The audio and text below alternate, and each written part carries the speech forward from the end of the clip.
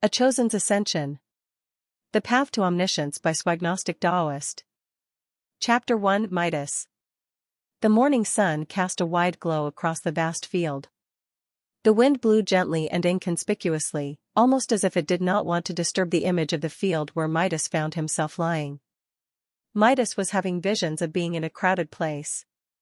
He looked around and found himself in a bus, full of strangers whose colorful conversation Midas could not hear clearly. When he turned his head to his left to look outside the window, he found the most fascinating sight he had seen in his entire life, the vast reaches of space. Stars twinkled and shone brightly, clusters of asteroids and space dust buzzed and floated around. Wow, thought Midas to himself as he saw this scene. He wondered why everyone else was too busy having conversations between themselves when they could be immersing themselves in this beautiful sight. The incoherent noises had always felt too far away, but now he could hear something closer to him. He looked around the bus, wondering what it could possibly be, but could not find the source. Midas merely shrugged to himself and gazed outside again, but not long after he heard that same voice. Up. R.K.? Suddenly he felt like something grabbed him and shook him. With his eyes fluttering open, Midas saw a green-eyed girl with a small nose and rosy cheeks staring at him questioningly. "Are you okay?" "What's your name?" said the girl. As Midas slowly regained consciousness, he realized that the earlier scene may have been a dream. He rose up while staying seated to look around, only to see others stirring around him. "Where am I?" thought Midas to himself while looking around. He saw people having conversations with each other, with some speaking non-English languages too. Bewilderment painted their faces as they seemingly began to grasp their unfamiliar surroundings. Midas imagined that he might have a similar expression on his face at this moment as well. Wait. I can understand them, thought Midas after realizing that the multilingual conversations around him were comprehensible to him, almost as if they were being automatically translated as they entered his ears. He knew some of these people were not speaking English though, based on their mouth movements. And yet what he heard was English. How was that even possible? "Hey. I'm talking to you." "Well, you seem fine." "Do you know where we are?" asked the girl. When Midas took a good look at her, he realized she was half kneeling, so they were currently at eye level with each other. Her brown hair flowed down her face freely and unrestrained, and she sported a natural smile on her face. She seemed like one of those people that could get along with anyone. Behind her stood two people who were also staring at Midas, almost as if trying to read him. One of them, a black-haired girl with sharp black eyeliner that made her seem like a 2012 emo girl, spoke and said, "I don't think he understands us. He might not speak English." "You saw it right? There are people from all over the world here, China, Brazil, Spain, Australia. Let's just try talking to someone else." The other girl, with blonde hair and blue eyes, merely said no, he probably understands, but he might be deaf or mute instead. "Yeah, let's just see if we can find someone else to talk to." She spoke with a thick accent which Midas immediately recognized as a German accent and immediately looked away from Midas as if she had lost all interest in him. "Hey, can you understand me?" Asked the girl hopefully, but all she was met with was Midas' blank expression. After seeing that, the girl seemed to have lost hope and suddenly stood up. "Yeah, you might be right. He might be deaf or mute." "Let's go," said the girl as she was walking. The two other girls followed her and they started another conversation among themselves while walking away. Of course Midas was neither deaf nor mute. He could understand everything they were saying and his thoughts were firing at a rapid pace ever since he woke up. He just chose not to speak without ascertaining the circumstances of his situation first. "Okay, so I'm in a field, it seems like normal brown earth," thought Midas to himself as he grabbed some of the soil and rubbed it against his palm, watching it fall back to the floor. He surveyed around trying to notice more details. "Oh, it's not just a field. There's a statue over there. It seems like the statue of a 7-pointed star radiating out of a circle there. Is there a place like that on Earth? Where am I?" In this seemingly boundless brown field with no end in sight, the one landmark that existed was this multi-sided statue. He tried to recall anything about a seven-pointed star from his memory, but all he could come up with was some religious symbolism. He continued surveying and finally noticed what the girls were speaking about. People from all sorts of backgrounds were waking up with confusion. Weather seems nominal, temperature about 20 degrees Celsius. Maybe if I could see the stars, then I would be able to determine my relative position on the Earth. I guess that will have to wait. What is this place? I remember clearly I was in my room reading a book. How did I end up here? This is either a dream or I was taken. Since it's probably the second option, then I cannot trust any of the people around me. For now, let's try not to reveal anything about ourselves while listening in on other people's conversations. Wow. And my phone's gone. Thoughts continued running through his head in this fashion, and it was not noticeable to anyone else because of his blank expression. Although he seemed calm, his heart was racing at the thought of being in danger. But if he tried anything funny now, he might put himself in more danger, so he might as well stay put and calm down. He needs to blend in, be inconspicuous while readying himself for anything. That way he can at least rationally deal with whatever was coming his way. He made himself more comfortable in his seated position while trying to calm his heart. Meanwhile, he continued listening in on other people's conversations and ruminating on their meanings. Oh my God, I'm so scared. Where are we? Does anyone know? Said a voice in a loud fashion in a way that would grab the most attention. I want to go home. Please? Said someone while crying. Midas noticed that the person who said this was a Chinese person, and they probably said it in Mandarin Chinese. An instantaneous voice-over technology had probably never been invented yet, right? Of course we don't know. We're all in the same situation here. If you're gonna ask a question, at least make sure it's a good one, gosh, remarked a man with an American accent. Hey, there's no need to be rude, said a British woman's voice in a scalding manner, to which another Spaniard replied, well, he's not wrong. Which then started another round of arguing. Idiots, said another woman's voice, to which some people started laughing, after which the American disbelievingly questioned, hey, did someone just call us idiots? Midas felt like slapping his forehead in dismay at the lack of anything useful being offered by these idiots. He tried to see if any of them were making weird movements. Wow, there must be hundreds of us here. What do they want to do with us? This better not be some terrorist indoctrination cell, thought Midas to himself humorously. He could never imagine himself sacrificing himself for any cause, even if he was forced into it. The idea of becoming a militant to cleanse this earth of heathens was ironic to him, as he considered himself one of those heathens. And just like that, minutes seemed to pass. In this period of time he was approached by a few groups of people trying to start conversation, but Midas would merely start gesticulating in an unfriendly way to send them all off. Hey, let's go check out that statue, said one tall brunette-haired man in a language which Midas thought looked like the French mouthing that he'd seen from the Congolese men he used to see around Cape Town. The only reason Midas paid attention was because he heard the word statue and wanted to see if he could find anything out. The man the brunette was speaking to responded in almost a secretive manner, yeah, that's a good idea, and thereafter they both started moving towards the statue. They weren't the only people doing this. The statue was the only structure that stood out in this place. After a few minutes some people started gathering around the statue, touching it, feeling it up and trying to decipher the symbols on it. Midas stood up and dusted himself off, and after looking around some more, he understood that there weren't merely hundreds of them in this place, there were maybe a few thousand. He decided to move towards the statue and look for himself. As he moved closer to the statue he realized how interesting it is. He knew it was multi-sided, but now he realized that it was 7 sides and every side had the same 7-pointed star.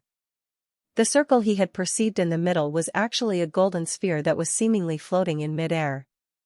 The whole statue seemed like a star that was radiating 7 rays of light when viewed from 7 directions. No wonder it was drawing such a large crowd.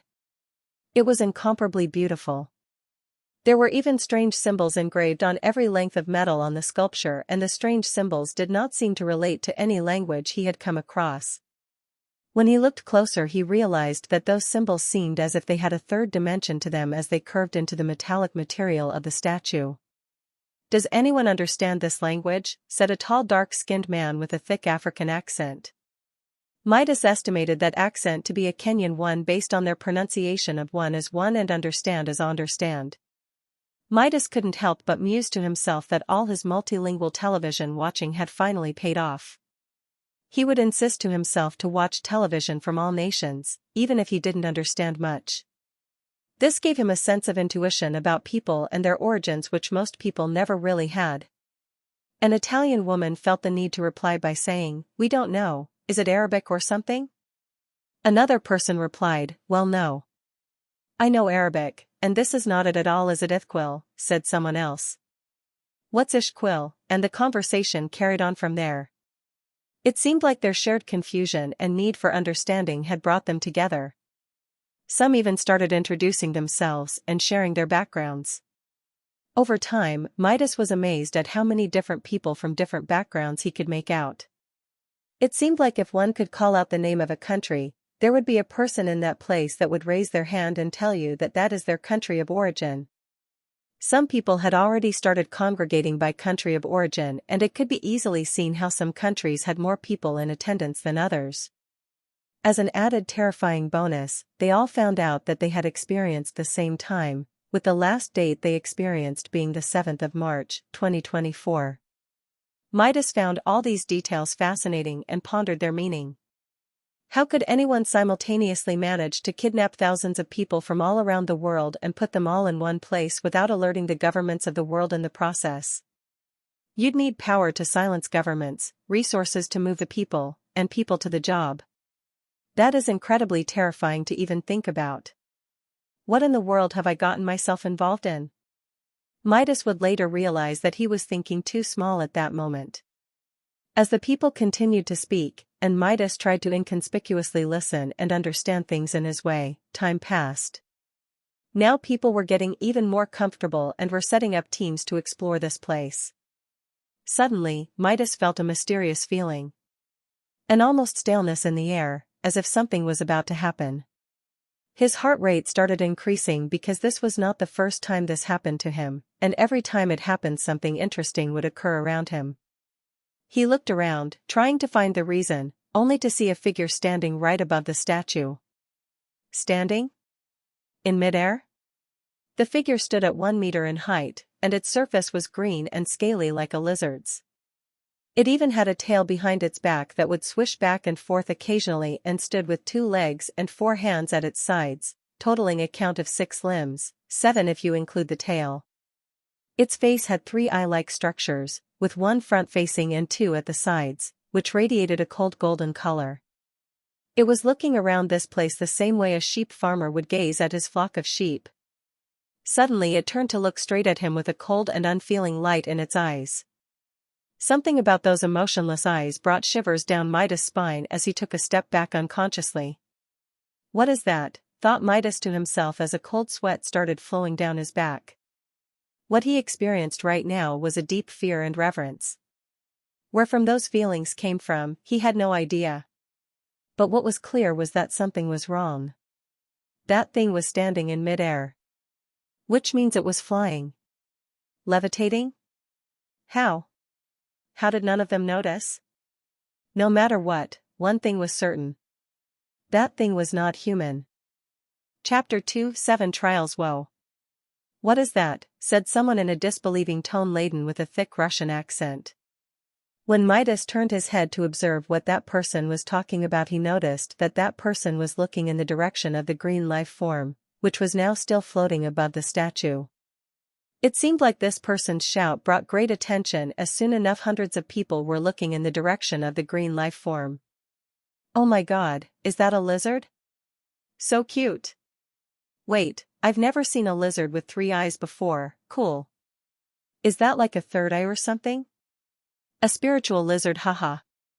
And how is it even standing on its hind legs? Is the cutie trying to be like us? Ah. Wait guys, it's clearly floating. No way. It's probably some invisible wire or something. As more and more people noticed the green life form, they started moving towards it with some hyping up the situation with fervor. This was the most interesting thing that has happened since they got here. Of course they had to see if there was anything special or amusing about this situation. Meanwhile, Midas was steadily trying to move away. That thing felt dangerous. It was at this moment that the green life form raised one of its arms in an intelligent manner that made everyone subconsciously cease their forward movement. And then it spoke, Kauuo mexij saksh dalx jash xioja shxcxc mixi. An incoherent babble came out of its mouth, leaving everyone confused about why they expected much from a lizard. In the moment they had lost themselves in the intelligence of the gesticulation and had high expectations, but they were left disappointed. Before any of the now rapidly gathering humans could say anything more, the green life form continued. Ehem. Well, excuse the prior blunder. I was merely acclimating to your baser language. So many letters, characters, and expressions, one would think there was some higher purpose, and yet, all is utterly base and meaningless. The green life form said this with a natural disposition, almost as if nothing it said was weird at all. Meanwhile, the people around were having a minor existential crisis. Oh my god, it can speak? Holy shit. Does anyone have a camera? Damn, I don't have my iPhone in my pocket anymore. Fuck. Who stole my camera? Midas could not move backwards anymore as he had been boxed in by the approaching people. Damn it, don't they know how terrifying that thing is, he thought to himself as he lamented. He should never have come closer to the statue. As he stood there he managed to overhear someone making a complaint saying, we can't leave this place. It's like there's a screen or wall around us that's blocking us from leaving. Wait, are you serious? No joke. The crazy thing is the screen is projecting an image almost as if this place is endless. We can only walk about 10 kilometers in any direction before we hit the screen. It's actually insane. It had been about 2 hours since everyone had awoken, and some people had woken up close to the border, so they started telling everyone else about the situation. Midas felt his heart sink when he heard these people speaking of some environmental projections and impenetrable walls. As this information spread, everyone started realizing that this situation might be different from anything they had ever encountered in their lives before. At this moment, the green life form continued speaking with somewhat of a smile on its scaly green face, saying, yes, that is correct. You cannot leave. You are here for a purpose, and you will not leave until you fulfill that purpose. My people are the ones who set up this environment to welcome you all. How is it? What? Wait, you brought us here? Why? Who are you? Come out and speak to us. I mean, come on, a talking lizard? Like really? You can't just take people from their homes like this. Voices filled with anger and frustration filled the plaza, with people looking around trying to find the owner or controller of the lizard. It was obviously a puppet or robot or something, right? This must be a prank. Right? Although all these people were directing their hatred at it, the lizard was calm and merely said, it does not matter what you think. You are here now, and if you want to survive, you will do what I tell you to. Is that clear? No. Who the fuck are you? We know this is some trick. We just want to go home now. Yeah. Midas looked around only to see people's faces distort with resentment as veins burst on their foreheads. He could hear those restless voices grow louder and louder, and the atmosphere became more and more tense. All the anger and frustration that the people around him were withholding finally found a way out. The vent was the green-scaled life form that seemingly calmly stood in front of everyone in the square. Agitated people started crowding menacingly around the life form, almost as if they would be overcome with violence. Wait, what the fuck are you talking about? We don't know who or what you are, and we don't care. Yeah. We want to go home. Let us out. Yeah. You better let us leave or else we'll boom right on sight. The heads of 20-odd people who were moving forward seemingly with the intent of stirring trouble all had their heads simultaneously explode. Jets of red blood squirted up from the exposed necks of those people, while the insides of their heads colored the outerwear of the bystanders around them. The steamy red blood immediately created a suffocating atmosphere. Screams and profanities abound as people attempt to move as far away from that green demon. Some fell over on top of each other, crushing others in the process. Others fell on the floor hyperventilating. A piece of flesh landed on Midas' face, but he hadn't even noticed as he was now trying to calm his heart rate while looking around trying to figure out if there was a way he could get away from this situation. "Stop!" yelled the green life form while exuding a terrifying atmosphere about it, and immediately all in the area lost their ability to move or even speak. Midas had never felt such fear in his entire life. Every molecule of DNA in his body was telling him that at that moment in time, his life wasn't in his hands. All he could do was stay still and watch the green life form while his ears throbbed with the sound of his own racing heartbeat. "Now that I have your attention, let me continue with my explanation. I will explain this once and once only, and I expect you lower life forms to speak only when I give you permission. Understood? Good. The stellar body that you lower beings call Earth has awakened, and thus it has attained its right to undergo stellar ascension." The green life form continued, "You all have been chosen by your planet, and your performance from now on will determine what will happen to your home planet and all its inhabitants. If you succeed, a whole new universe will open up to you. You stand to receive knowledge and wisdom that will teach you evolution. I am talking about the power of the universe right at your fingertips. However, if you fail, your stellar body will have its right of existence revoked. That is, death." None of the chosen could say anything at that moment, but their expressions held visions of disbelief, excitement, confusion, and despair. Right then, there was a high-pitched sound and almost immediately everyone realized that they could now move again. Many fell on the floor from their muscle strain and tense emotional states, but that did not stop the green life form from continuing its speech. "Well, it seems we're all on the same page. Now, let's begin the 7 trials. Awakened? Chosen? Ascension? 7 trials," questioned Midas apprehensively in his mind while trying to remember as much as he possibly could from what was just said. What did any of that even mean?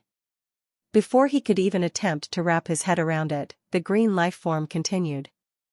"The 7 trials are the trials set up by the Great One to test whether a stellar body's incarnations are worthy of taking on the task of facilitating a stellar body's ascension.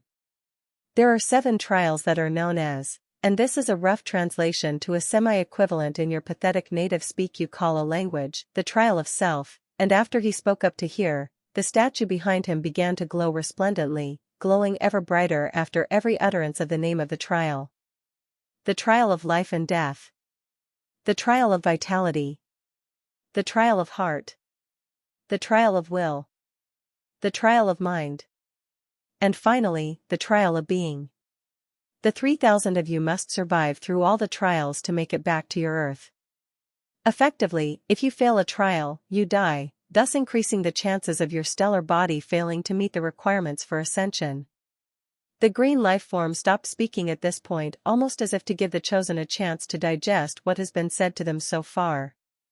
When Midas looked around, his surroundings were colored by confusion and fear.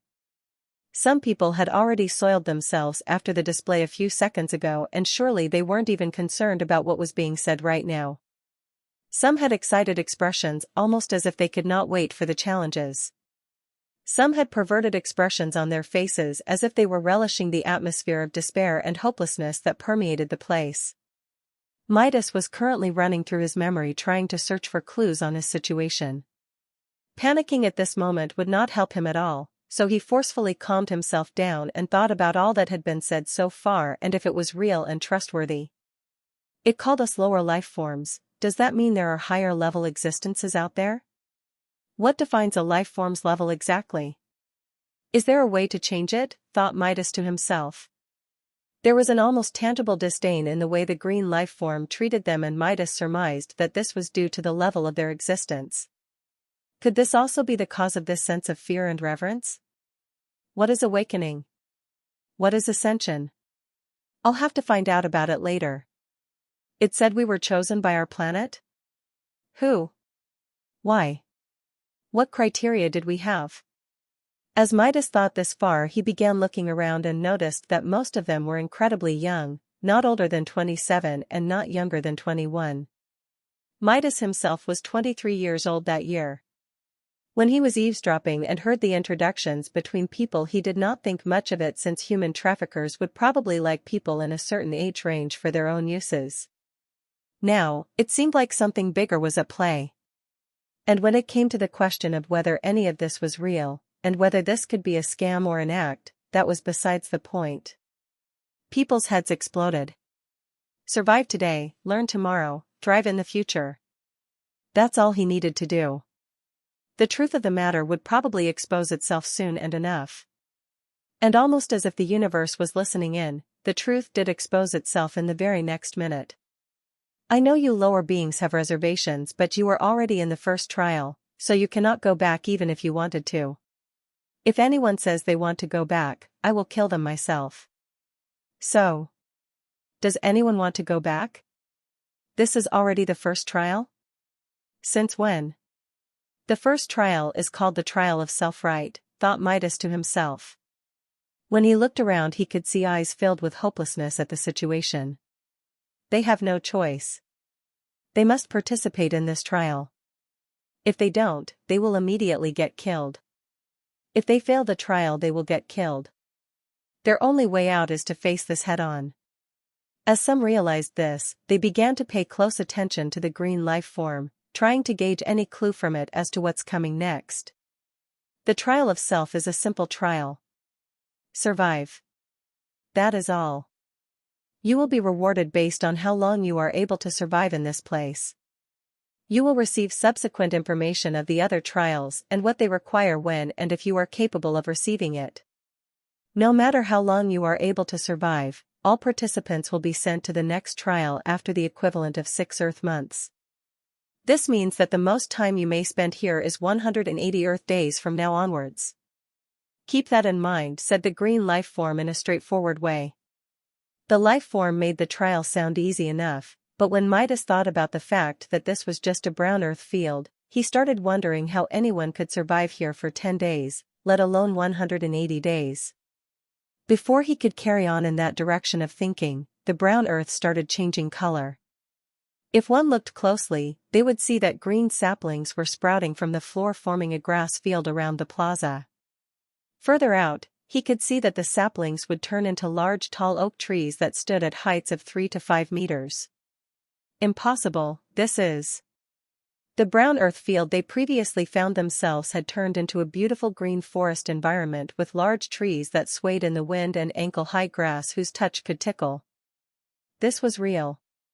At this point, the green life form raised its 4 arms in a beckoning way and announced, "But fear not, the Great One is magnanimous, and he has given all of the incarnations undergoing the trials 3 gifts."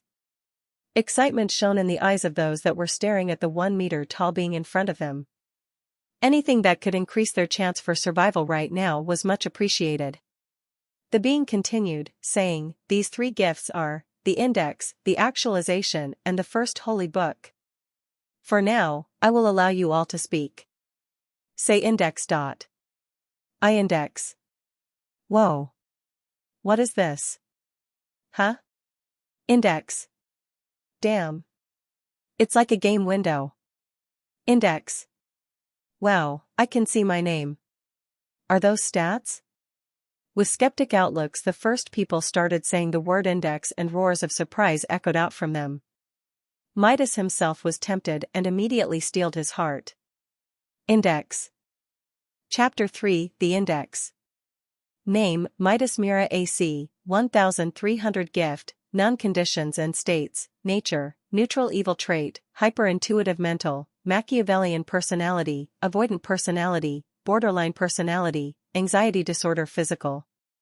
Stats, Dexterity, Agility, Flexibility, 1.3 Strength, Speed, Power, 0.8 Constitution, Endurance, Health, 1.0 Intelligence, Memory, Reasoning, 1.7 Charisma, Charm, Persuasion, 1.2 Wisdom, Intuition, Adaptability, 3.4 Spirit, Mental State, Character, 0.7.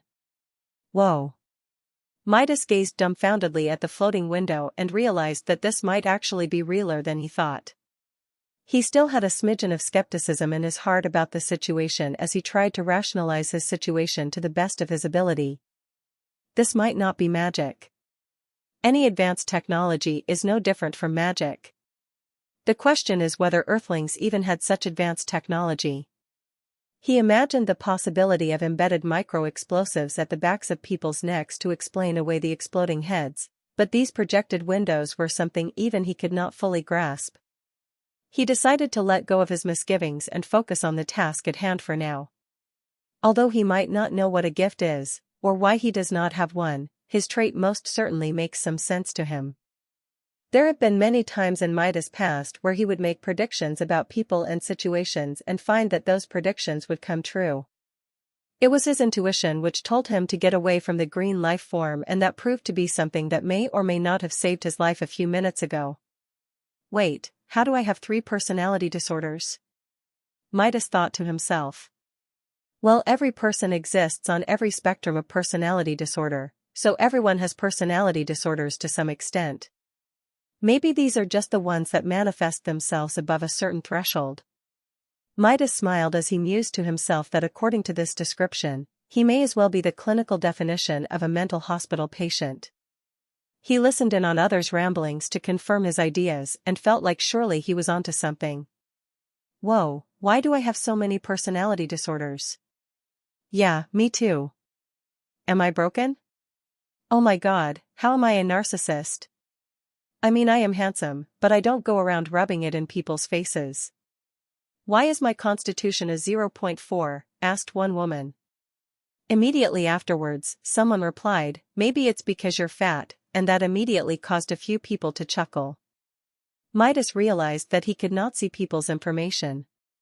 He was grateful for that, as it meant that probably everyone else could not see his information either. The stats made some sense to him, and although they seemed low at first, after listening around, Midas realized that most people's stats revolved around the 1.0 mark, with some going higher and some going lower. 1.0 must be the normalized value for a normal healthy human being, Midas mused. Hey, what's your trait? Mine is full body control, said the person standing next to Midas while looking at Midas curiously with a smile on his face. He had a black hoodie on and stood at 1.7 meters tall, which was about the same height as Midas. Midas turned to look at him and saw that he was a Latin American like those that would be found in South America, and from his accent he probably spoke Portuguese. He had a tanned face with some scarring on it that seemed like it was due to fights or altercations. His brown eyes shone brightly, and his square nose and good looks would make him seem friendly and approachable to most people. Do you really think it's a good idea to tell me your traits? Asked Midas with a smile on his face. To that, the Portuguese accented man said, well, I am trying to make friends with you, my friend. My name is Julio. What about you? With an outstretched arm and a smile on his face, Julio introduced himself to Midas, and Midas responded with a smile on his own face and shook Julio's hand. I'm Midas. It's nice to meet you. Hey Midas, you still haven't told me your trait yet. By the way, I am from Brazil. You are from Africa, right? You say that as if Africa is one country. I'm South African. And I'm pretty sure the green being is going to continue speaking again soon, said Midas while turning back towards the direction of the front. Huh, why would you say? As Julio was about to continue speaking, the green life form raised its arm and everyone became quiet once again. Julio looked at Midas with a shocked expression, almost as if his eyes were going to pop out of his sockets. After realizing that Midas might never explain himself, Julio merely smiled and turned his head towards the front once again, where the green life form, which was now standing on top of the statue, continued speaking. As you can see, the index offers you a basic summary about your existence. Of course, this is only a basic summary that has been translated into your language of choice, and it will merely be useful for the purpose of these trials. You shall soon find out that it can do much, much more. Effectively, the index is the means through which you will communicate with the world of the trials. You may not understand what that means right now, but you will soon enough. Some of you may have noticed a section called AC. Those are Ascension coins, think of them as currency that can be used to buy things. When it comes to the question of what can be bought or how things are bought, I have no need to explain it to you all. If you lower beings can't even figure that out for yourselves, then you might as well die. Midas' eyes shone with understanding. This was most definitely a clue to surviving the first trial, the trial of self. And remember, you are being watched, continued the green life form with a natural expression. As if sensing the confusion in the eyes of those who were waiting for it to explain itself, it sneered and waved its hands, and immediately the field that was colored with green oak trees was now filled with floating silver-colored drone-like organisms. They were as big as a basketball, and their whole body was merely a head with one large eye on it. That golden eye would rotate, dilate, and constrict occasionally like a camera lens. There weren't merely one or two of these. There were tens of thousands, and all of these eyes were staring at the Chosen at this moment. Do not pay too much attention to these, they are just here to watch, and record every moment. They can never and will never interfere with the process of the trials because they do not even exist in this dimension. And with regards to who is watching, let us just say that anyone in the universe with an index-like interface can watch. Even everyone back on your Earth is watching. Shock and disbelief. They were being watched. Even by the people back on Earth? Did their people also receive indexes? What does back on Earth mean? Is this not Earth? Thought Midas. He couldn't help but remember the dream he had before waking up. That floating bus in space. There was no way, right? Remember, your actions in these trials will determine the future of your planet. Therefore, we have given your people the ability to watch the action live from the perspective of any Chosen. They will see you struggle. They will see you triumph. They will see you die. This is the ultimate viewing experience. It is your honor to participate in these trials, cherish it. None of this would be possible if it were not for the Great One. Praise be to the Great One's name, said the green life form in the most animated of manners, and immediately voices sounded from everywhere around the Chosen. Praise be to the Great One's name, praise be to the Great One's name, praise be to the Great One's name. The praise echoed over and over as if it was being reverberated by the eyes in the sky. The green life form waved his hands, and all those eyes disappeared again, probably going back to their dimension. Shock, fear, terror, anger, resentment. This is what Midas felt at this moment. They were probably being turned into some form of entertainment by these people. These Hunger Games were for the whole universe's entertainment. They were merely just pawns in the game that this Great One had set up. The worst thing is that they had no choice but to play the game. If they didn't, they would die.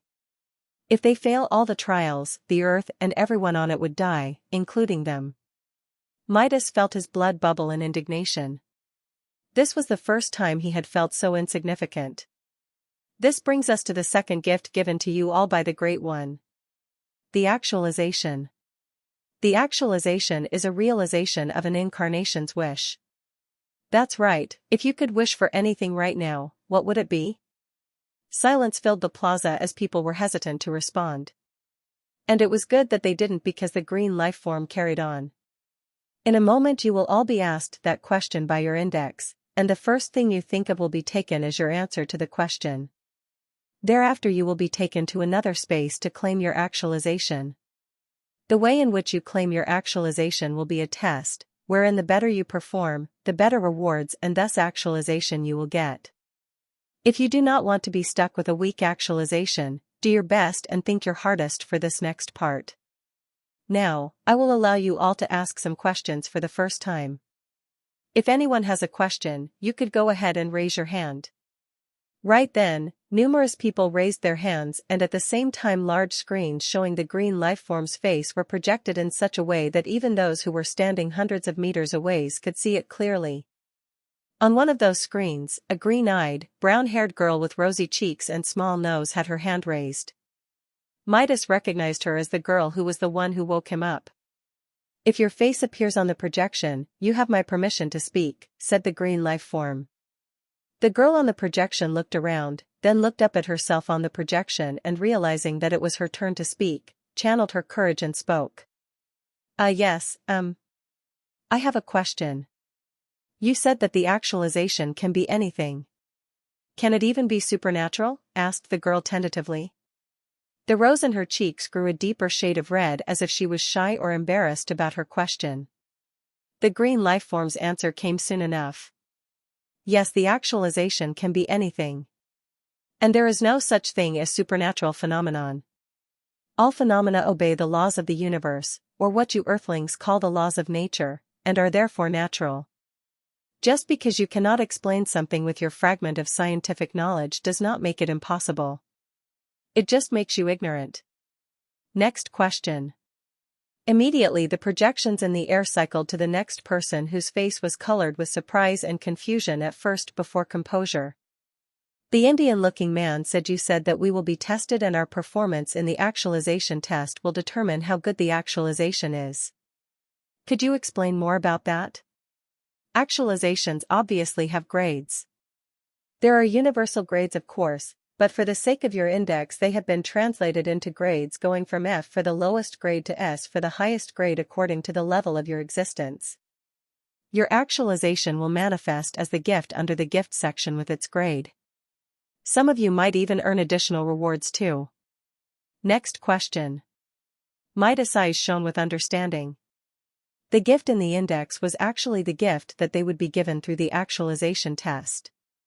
They would be asked what they wish for the most and given a test pertaining to that. Depending on their performance on the test, they would be rewarded with the gift and any additional skills and maybe even with some Ascension credits too. Midas was excited in his own way for this. He had an idea of what he could wish for to increase his chances of survival, but he still felt that this was a bit too easy. As such, he raised his arm hoping to be chosen. And like that, a few timid questions and prompt answers rang forth. The most interesting thing is that non-English languages were being automatically translated into English for Midas. He wondered if that was due to the index. Hi. Sorry. Oh, could we ask for items instead of skills? You may ask for anything that you want right now. It will get turned into a gift for you depending on what it is, and your performance. Next. What about the size of what we ask for? If we asked for a planet, would you give it to us? I said it before, whatever you wish for will be given in some normalized form. Next. When the projected screen showed Midas' face, even he was surprised, but he immediately calmed himself down and asked the question that was on his mind. Is it possible to die while undertaking the actualization test? The people standing around Midas had surprised expressions on their faces as they hadn't thought of that. Even Julio looked at Midas and gave him a thumbs up. On the other side of the field, the green-eyed girl who asked the first question was a bit confused when she saw Midas speak. Wasn't he mute? You will not die. But you will experience something far worse. What do you earthlings say? There is no such thing as free lunch. The more troublesome the wish is, the more troublesome the test will be. That is all. Midas nodded to himself and realized that his assumption was spot on. There are more terrifying things in life than death, even Midas knew that. The key to navigating this would lie in weighing the pros and cons.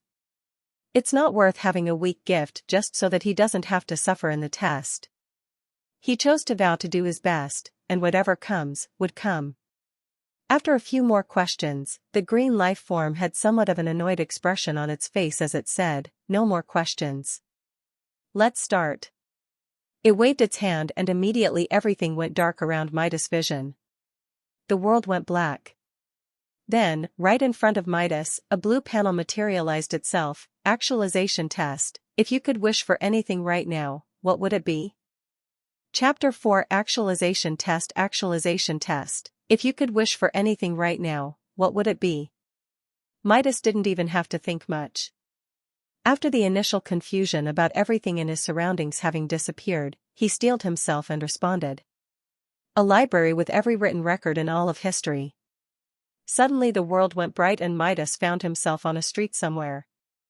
The street was clean with the blackest tar road and the whitest paint marks, almost as if there had never been a car that drove onto it. When he looked around, there was nothing but dirt in the surroundings of the street, but there was merely one building right in front of him. He walked towards the gate of the place and couldn't help but smile to himself. They really sent him here? Haha, what the hell? Is this a life-size model? How did they pull this off? In front of him was a metal gate made of the words British Library. He couldn't believe it. He was entering the Great British Library in London? He had never even been to London yet, but he knew this was one of the most famous libraries in the world. When he looked behind him, what should have been a busy intersection was now lifeless. The places where there were other buildings on the other sides of the road, they did not exist.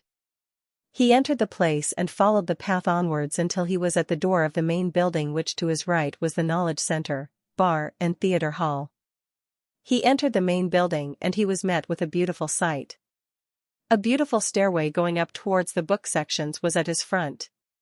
On his sides were the walls, which were lined with artwork from famous painters, sculptures of famous British writers, and informational signposts. When he looked at the levels of the building, he found that there were 18 stories that he could explore. Wait, 18 stories, thought Midas, confused. As far as he knew, the Great British Library only had 4 stories. So it's only a modeling and not the actual thing. Midas chuckled when he found himself breathing in the awesome smell of books the same way a thirsty man would devour water. There were probably so many books in here that weren't there. He licked his lips like a pervert at the prospect of opening them up and making them reveal all their dirty little secrets to him. Haha, what the fuck? As he walked forward, he saw a blue panel in front of him again and knew that his test was here. Announcement. Welcome to the Great Earth Library. In here you will find every written account and data that has ever been left by humans ever since the first forms of writing were created until this day. Your test is to read, memorize and understand all the written accounts and data. You have an unlimited amount of time to complete this test.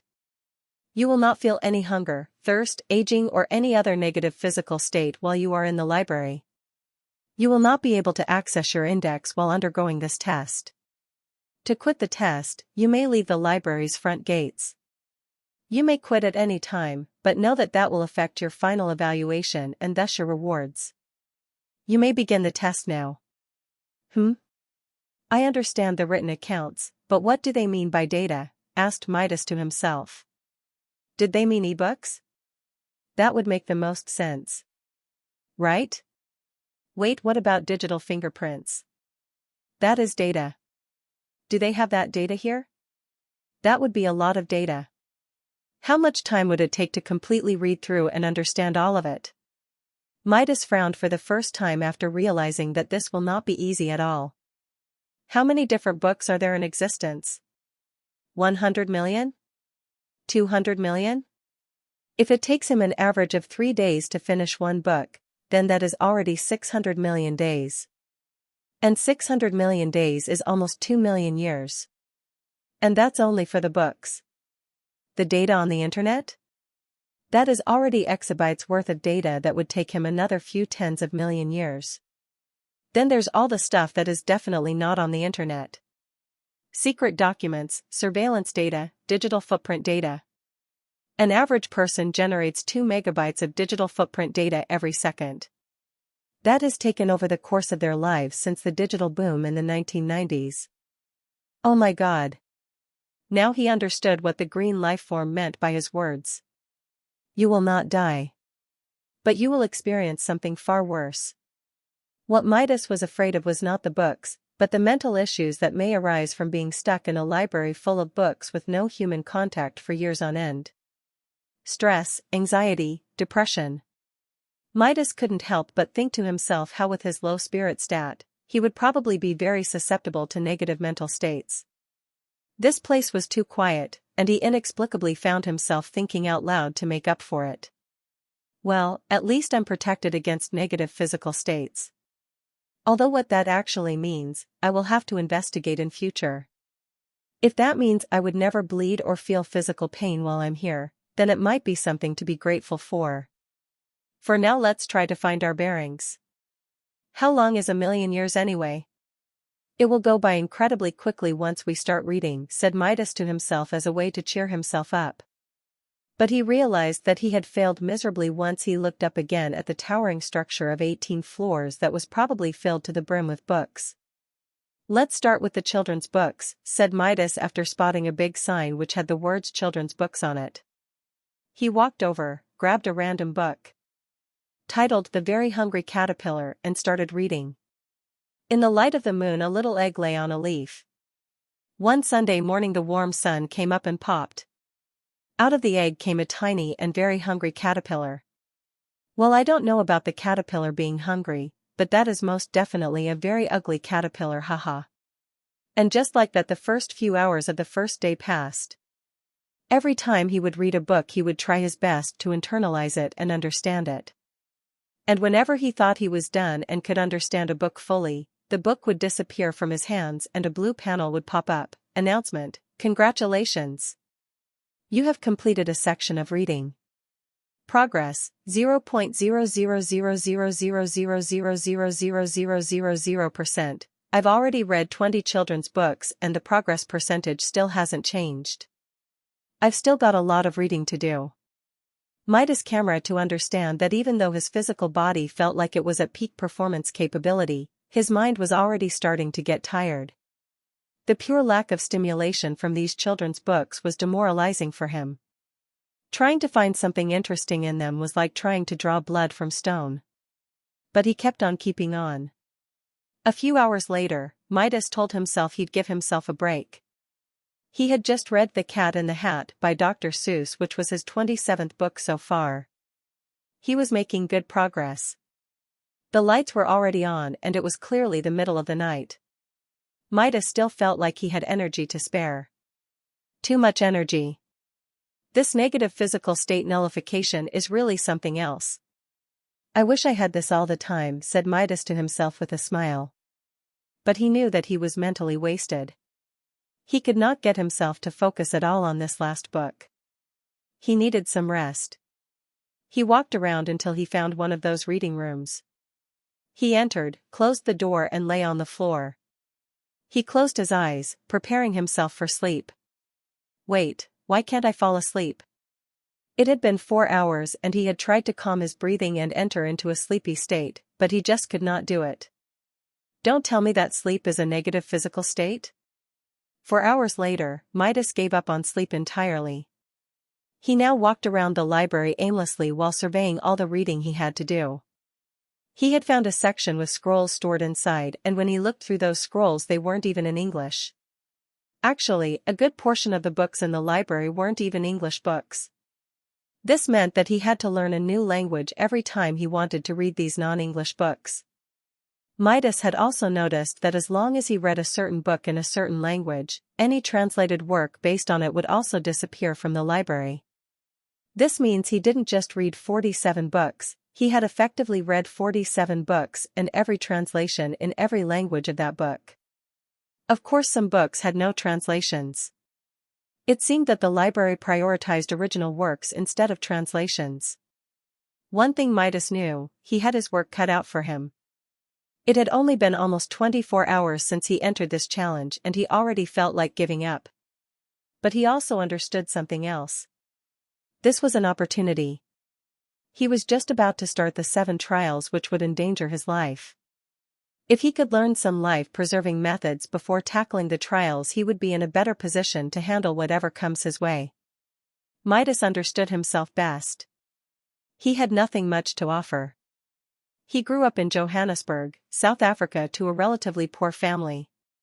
His mother was a workaholic who never paid attention to her kid. His father was out of the picture due to problems with his mother.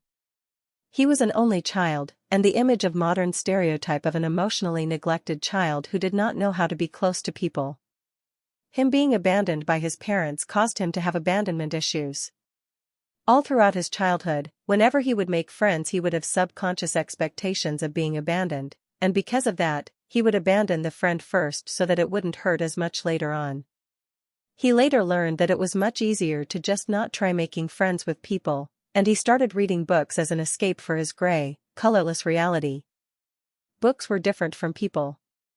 Books could never abandon him. This was the most easily understood aspect, but his issues were in for a penny, in for a pound. His abandonment issues manifested an anxiety that made it difficult for him to deal with positions of responsibility.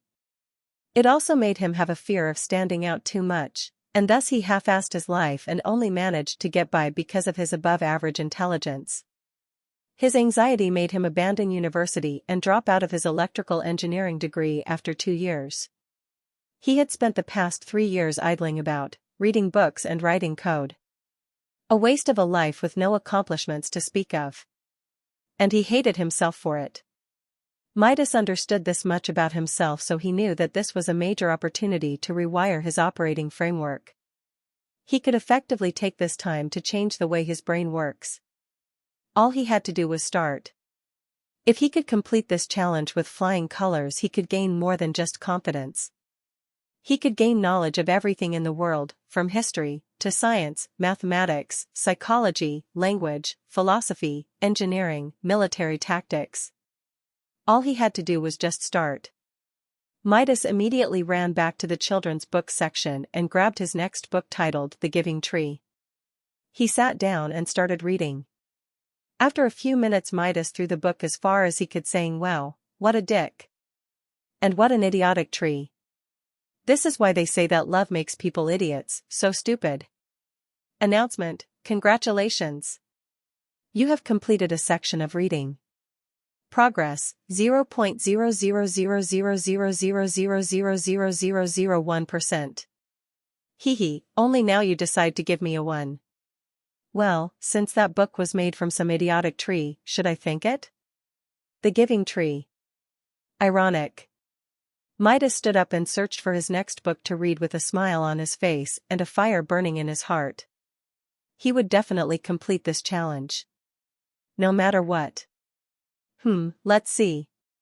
Strega Nona. I wonder what it's about. Midas did not know this at the time, but this one decision of his, to not give up yet, to forge the will to change himself through his own efforts, to keep moving forward. This one decision of his would go on to be the most pivotal decision of his entire life.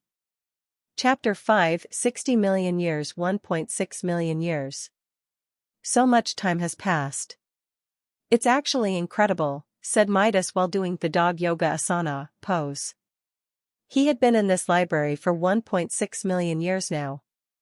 Modern humans had only been around for about 200,000 years only. He had been alive for 8 times that amount of time. Time is known as the greatest illusion in the world, and yet it was clearly showing its incredible effects on Midas. Time was most definitely real. Midas could feel it. Every day. The isolation and quiet was incredibly unnerving at first. Midas had lost himself countless of times, and he had reinvented himself countless of times. These past years were not easy for him. Every day was a struggle, and he had come up with mechanisms for making it through. He had a daily schedule that he followed to a T to keep himself on track. In his schedule, he would work out, meditate, and have as much fun as possible. He had also been terribly busy. He completely read every book in the world in record time. He had also learned every language in the world and even listened to every genre of music. Midas had even written his own Bible, which was a crystallization of an identity he wanted to assume from then on. Currently, Midas was busying himself with reading some ancient documents which one would have found in some vaults hidden deep inside the Vatican. What he found was shocking. After reading those ancient documents and texts, Midas had formulated some semblance of the true history of humanity, and it was not the same as what was being read in history books. When Midas realized this, he wasn't surprised at all. Information is power. Those who control information had the power and ability to tell the rest of the world whatever they wanted. Those in power have an agenda, and they will do whatever it takes to get whatever they want, even if it means telling lies for thousands of years just to keep their dignity. Midas had read through handwritten scrolls, slabs, secret documents. His findings terrified him to some extent, but they also confirmed an unseen hand permeating the world. A hand that had been guiding the direction of history for almost 2,000 years now, and would probably continue to do so for the rest of human civilization as we know it. It wasn't just history that was affected, it was philosophy, religion, science, and politics too. The origins of modern history had been obscured, and what was left was merely whatever they needed people to believe. Everything had been altered, and the true secret documents had been hidden, with most being destroyed. There is an agenda about the way things are being done. What agenda could this be? Total world domination? Midas had found that there is a group of people on Earth who are in control of everything. From the food a normal family eats, to the media they consume. Everything is force-fed to them in order to control their perception of the world and the way they react to the stimulus they receive. Even war and politics are nothing more than just plays orchestrated according to the whims and designs of this hand. It turned out that as long as they controlled people's perception of the world and their values, they would enslave them and their future generations. And that's exactly what they did. After 70,000 years of reading these history documents, Midas could feel the threat that these kinds of people could pose to him. They own everything and have influence everywhere. If they wanted him to disappear, he would absolutely disappear. Midas also began reading up on secret intelligence reports from every country. That was data from every intelligence agency in the world, all in his hands. He read up on the state of the world from the intelligence reports of the Central Intelligence Agency of America, Mossad of Israel, Federal Security Service of Russia, the Secret Intelligence Service, MI6, of the UK. The reports he read even dated back to before the 20th century. The information, workings, motives, and methods of these agencies and the people behind them was an eye-opener for Midas. Some of the most terrifying terrorist plots were planned, preordained, and managed by these agencies and the guiding hand behind them. The world was not a safe place at all. It was incredibly dangerous. He had to take measures into his own hands. He had to learn how to protect himself and the things he cares about. There are three powers that rule the world. If one had all three, they would effectively become a transcendent existence on Earth, capable of moving anyone and anything in any way possible with no ramifications or repercussions. These three powers were money, violence, and politics. And these secret existences had a grasp on all three. This was how they kept the world under their control for hundreds of years. If Midas was going to survive in such a cruel world, where the people in power convinced the people out of power that they had free will while exploiting those powerless people for all their worth to fulfill their own goals and ends, then he needed power of his own. He had no money or political sway, and with him being forced to participate in these trials, he probably could not get those anytime soon. With regards to this, Midas merely shrugged to himself. What was out of his control was unnecessary to be thought about. He would work hard towards his goals, but realistically, only time would tell. He would continue to train his skills in these three areas though, as they would always be useful in his dealings with humans. As such, after spending 500,000 years reading secret government data and intelligence reports, Midas took 200,000 years to learn about military skills. He taught himself combat skills by learning all 180 martial art styles that exist on the planet. Midas used books, videos, audiobooks, movies, and anything else he could find to teach himself. Whenever he would search for an opponent to go against, he would simulate a battle in his mind.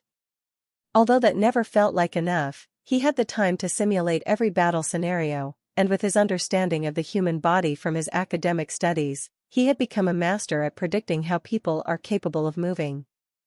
With time and discipline, he had drilled into himself every form of movement that the human body can possibly make when it's attacking, defending, or anything in between. He taught himself all about weapons, how to handle them, how to assemble and disassemble them, and so much more. There were no weapons in the library, so he tore apart and used shelves that had been previously holding books and created life-sized models of weapons. He trained with them every day the same as a soldier would. Midas even taught himself other soldier training basics like teamwork skills, logistic skills, equipment maintenance skills, and intelligence gathering skills. Then he received the notification that told him that he's going in the right direction. Announcement: Congratulations! You have completed a section of reading. Progress: 8.000000009080%. After doing so, Midas then spent a further 2 million years watching every piece of acting in existence by watching and immersing himself in movies, television, and internet videos. He would absorb every single expression and micro-expression being made and replicate them.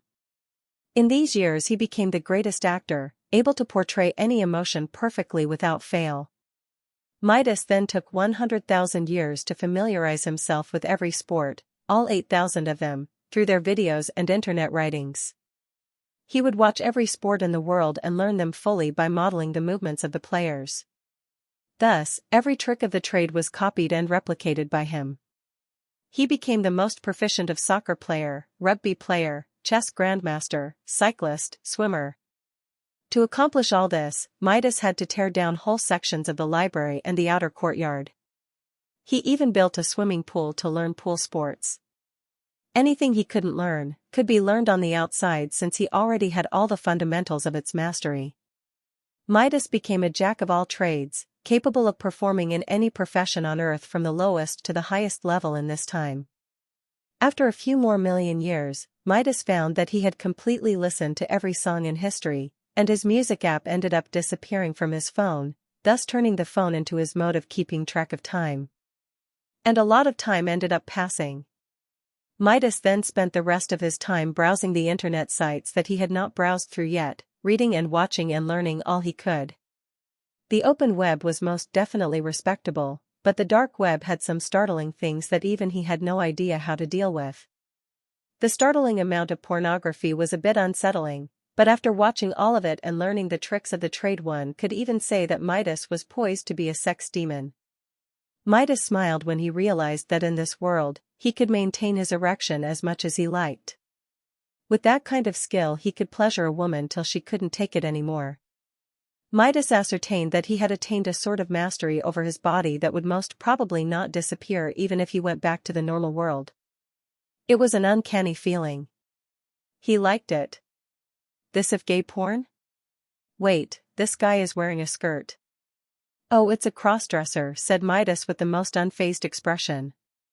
He was used to it now. There was always something to learn, even about himself. He had learned to accept humans the way they are with no judgment. To see a pile of dirt the same way as seeing a pile of gold. After some time went on like that, announcement, congratulations. You have completed a section of reading. Progress, 17.000012200102%. It had been more than 10 million years and Midas had read through all the data on the internet and books. Now all that was left was backed up data on every human being. This was data from sites like Facebook and Twitter that have information on people's tendencies and activities on a daily basis. There was even data from government agencies, including IDs and passport information. Satellite information data, biological footprint data, internet browsing data. On every human in the world since the age of information. This was exabytes worth of data made up of words, images, and numbers. Instead of feeling down and out, Midas licked his lips and prepared himself for a feast. And so he devoured the data. All of it, making sure to leave nothing left. On this day, Midas found himself sitting in front of a computer screen reading information on some random person named Anna from Bulgaria, her life and death, her spending history on every credit card she had ever used, her internet browsing history, sexual preferences.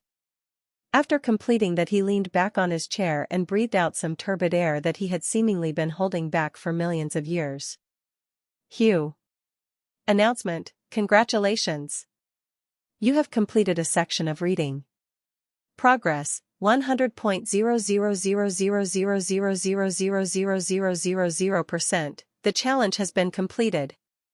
Calculating results, 60 million years. Said Midas with a bright smile on his face. This was the most difficult task he had ever had in his entire life, and there were times where he doubted himself and his capabilities. There were times where he wanted to give up everything and just leave. And yet here he was. Victorious. He had made it through his test. No matter what gift he received, he was grateful for having gone through something like this. He learned so much about nature, about living as a human, and about himself. He was a changed man. changed for the better. He looked around and noticed that his library was becoming progressively darker, as if he was being returned to that black space again. As he watched and waited for the calculations to be concluded, he was reminded of his past when his Bibles started disappearing too. He had written a total of 4 testaments in his time using some blank books he had found. These Bibles had helped him keep himself together by giving him a place he could come back to when he felt he was losing himself. He would read the book every day and memorize it again and again and crafted a new self using that practice. He really was a changed man. The only thing about him that stayed the same was his physical appearance. Announcement: results have been calculated successfully. Chosen has spent a total of 2 great years to complete the challenge. Additional rewards have been awarded. Gifts are constitutions with special abilities. When Chosens receive gifts of some rank, they receive 3 skills of that rank: gift of knowledge, S rank. Due to the outstanding performance of the Chosen, additional rewards have been given. Congratulations, the Chosen has received an authority. Authorities are a higher form of gifts that also affect the world around an incarnation. Authority of Omniscience, X rank, distributing miscellaneous rewards, received, 20,000 AC, received, a new trait, Old Soul, received, additional stat boosts, details can be checked after leaving the transfer space in 30 seconds. Midas stared blankly at the stream of messages on the blue floating panels in front of him. He read through the messages with composure as he evaluated his rewards. Gift of knowledge? Sounds strong. I even managed to get something called an authority. And it was X rank. Not bad, thought Midas. X rank? Chapter 6, Gaia, back on Earth, a few hours ago. The streets were busy this midday. The streets of Johannesburg were full of these people, and they walked around like ants on an anthill, even on the streets, while blatantly impeding traffic. It wasn't morning rush time though, nor was it a protest as is an often occurrence in South Africa. It was midday on a scorching hot Sunday at the end of summer. On a day like this, the only respite one might get from the heat would be the shade of a skyscraper. And yet, funnily enough, none of the people stepped off the streets. Even more bizarre was that they were staring straight at the sun that was blazing as it always did. Some were wearing shades while others used the cover of their phones to take pictures of whatever was up there. When one looked closely at the images, they would be shocked to discover that there was an object in front of the sun. The most mystifying part of this was the fact that this object was a clear shape. A cube. There was currently a cube about the size of the moon in space between the Earth and the sun. What? Social media sites went crazy with images from NASA and other space agencies confirming the unidentified object. Satellites confirmed that the object was made fully of some unidentified metal substance. The object was a perfect cube, with no observable imperfections, dents, or joints. And it was currently occupying the L1 Lagrange point between the Earth and the Sun. It was just sitting there. That made the situation much worse, with speculation on social media getting more and more crazed as time passed by. Holy shit! Are they aliens? I don't know. Why does nobody think this is a man-made object? We're all gonna die. If you're gonna curse people, do it to yourself and your own family. Don't include us, it's ET. I'm so glad I watched the movies. What?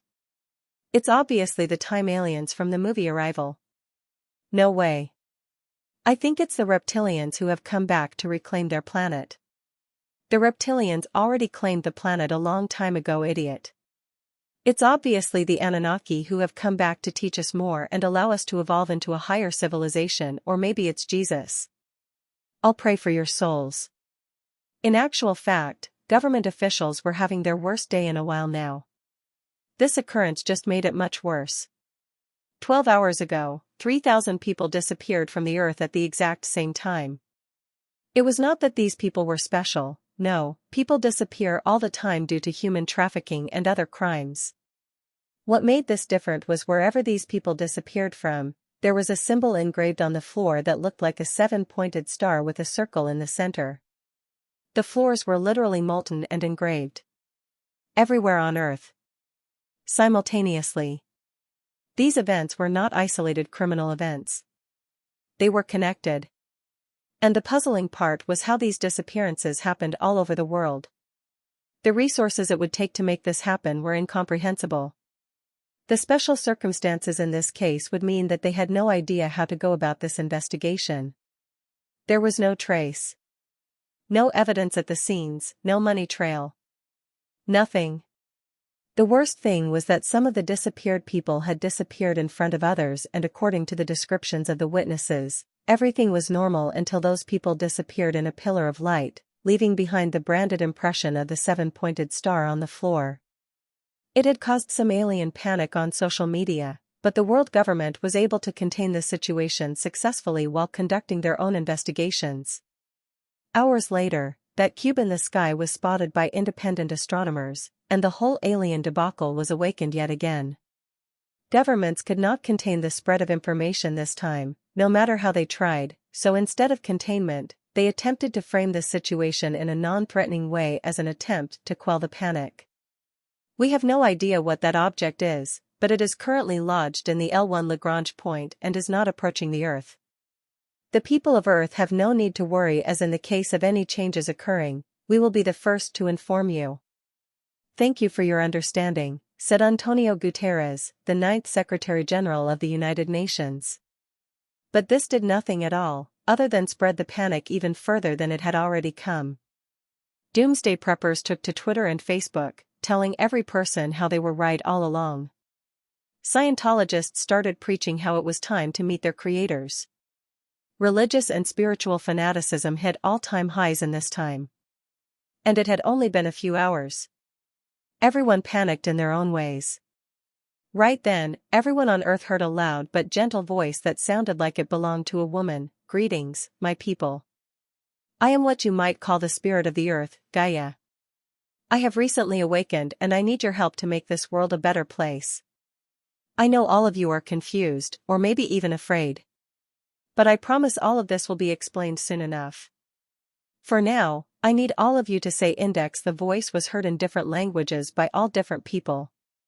Some people chose to be skeptical and watch for more information to come through, while others did as they were told and got the surprise of their lives. What was that? Who was that? So loud. Gaia? As in the spirit of the Earth? Earthchan? We must protect Earthchan. I index. Whoa. Hey, do you see this? Bro, say it. It shows you information about yourself. Wait, really? Index. Whoa. Index. Whoa. Is this an ice sky? The scenes all over the Earth resembled those that happened in the field where Midas found himself. Surprise, fear, and curiosity is what people felt at this moment. Who was Gaia? Why was she here? What was this index? Where did it come from? How did they implant it into them? Was it dangerous? Are they going to be okay? In a house in the south side of Johannesburg, a woman was watching all this happen. Without thinking too much, she decided to do it too. Index. Index Network, Trials, Earth Name, Belinda Mira AC, Zero Gift, None Conditions and States, Nature, Neutral Evil Trait, Mental, Machiavellian Personality, Anxiety Physical. Stats, Dexterity, Agility, Flexibility, 0.8 Strength, Speed, Power, 0.7 Constitution, Endurance, Health, 1.1 Intelligence, Memory, Reasoning, 1.2 Charisma, Charm, Persuasion, 1.3 Wisdom, Intuition, Adaptability, 0.9 Spirit, Mental State, Character, 0.9. Right then, the loud gentle voice came back again. What you are seeing is the information about you, and if you want to switch it off you may just swipe it away with the intent to remove it from your vision. Of course this is nothing more than an imitation of the true index, but you people are incapable of seeing or understanding that information for now. The woman was shocked beyond words. What was the government experimenting on now? And why did she have to be involved? Before she could do much more, the voice continued, I need you to understand two things. The first is that I, Gaia, have awakened after 5 billion years, and this is partly due to the laws of the universe. I am what you might call the spirit of the earth, and you are my incarnations. You exist because of me and I exist because of you. As a reward for awakening, I have been given the chance to ascend and become a higher level existence. Since there is a causal relationship between us, that means that you will ascend too, in your own ways. The only way I could ascend was to choose a group of incarnations to undergo trials to test whether or not we are worthy of ascension. Hence the cube you see in the skies. It is a field in which the chosen are going to be tested. Some of you might be wondering who the chosen are or what criteria they had to be chosen. Well, I will only clarify that they are the most special among my creations with the highest destiny. These trials will determine the future of the planet. If they pass, we survive and a new world opens up to us. But if they fail, we will be extinguished. Those are the rules. We have been given the rights to watch the chosen's performance in the trials, and you will see this as a new panel in your index. There you can watch and follow your incarnations and see how they fight for our right to exist and evolve. This is a huge opportunity that only comes once for a civilization, and I implore you to give our chosen your heartfelt well wishes and support. I will be in communication from now on, so expect to hear from me more often. Till next time. Immediately after the announcement, the internet goes wild. Some think this is some government psyop, some social experiment. Some think that this sound came straight from the cube in the sky. Some thought that it was actually believable, while others thought this was the doing of demons and were waiting for the sound of trumpets and the mark of the beast to confirm that they were in the apocalypse. If the world situation could be summed up in a word, that word would be panic. Panic buying from stores in preparation for unknowns. Panic speculation on the internet, in forums, social media groups and text rooms. Panic speculation on the financial markets in the form of increased investment in space and aeronautics. Meanwhile, governments were doing investigations the best way they can and speculating on what kinds of effects these new technologies and discoveries could cause. A voice projected into the minds of any and every human on the planet in their home language? That was not possible with modern technology. At the top of the index, there was a new menu item called Trials that could now be navigated to. When they did, they came across options. Names of individuals that they could focus on and watch. The woman was currently scrolling through the names in a frantic manner. She was searching for someone. He had disappeared a half a day ago, and now that she had heard about these chosen, she hoped that her son was one of them. Midas. Midas. Midas. Midas. Oh my God. I finally found you, said Belinda with relief in her voice. Midas has always been so unreliable, always worrying her. She mentally clicked into it, and the index's view screen expanded to the size of a large flat-screen TV. In the panel she saw a handsome young man that was currently asleep, almost as if he was unconscious. The woman became even more worried when she saw that Midas didn't open his eyes even after a few minutes. In the meantime, she had learned how to navigate the system and realized that she could change the view directions. What she saw frightened her. The more she played around with the interface, the more she felt that there was no way the government was capable of setting up something like this. How could they keep such advanced technology a secret? Midas wasn't the only person there. There were other kids, and they were all unconscious, with some finally waking up now. A few minutes later, Midas was awoken by a brown-haired rosy-cheeked girl, and when the girl tried to talk to Midas he merely kept quiet and looked at her as if he was mute. What are you doing? I didn't teach you to be rude to people like that. If someone's being nice you have to respond, you idiot, said the woman mockingly while watching the brown-haired girl walk away dejectedly. A few hours later, Midas was in front of the statue and he still hadn't spoken to anyone. He was merely listening in on others' conversations. The woman started receiving texts from friends and family as they also could see her son in their indexes at this moment. She had even received a call from her boss, telling her she could take a day off of work since this situation could be affecting her negatively. But she rejected him because she figured that she could milk a higher salary from her stingy boss during this time if she played this situation right.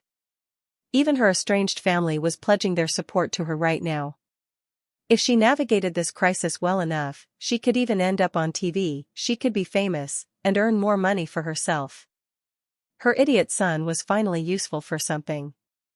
She suddenly saw Midas panic slightly and realized that he was looking at something. When she spotted the green life form that stood at 1 meter and looked like a 6-limbed lizard, she was shocked. Isn't the CGI a bit too realistic? She found this situation inexplicable. There's no way it's real. Some aliens had come and abducted her son? What's so special about her son? He's a lazy bum who is failing to be filial to her parents. Well, more like parent. She had always had to take things into her own hands because her son couldn't help out enough at home, and his deadbeat father is someone who she wouldn't mind beating until he was dead. She thought he had a bright future until she found out that he dropped out from university.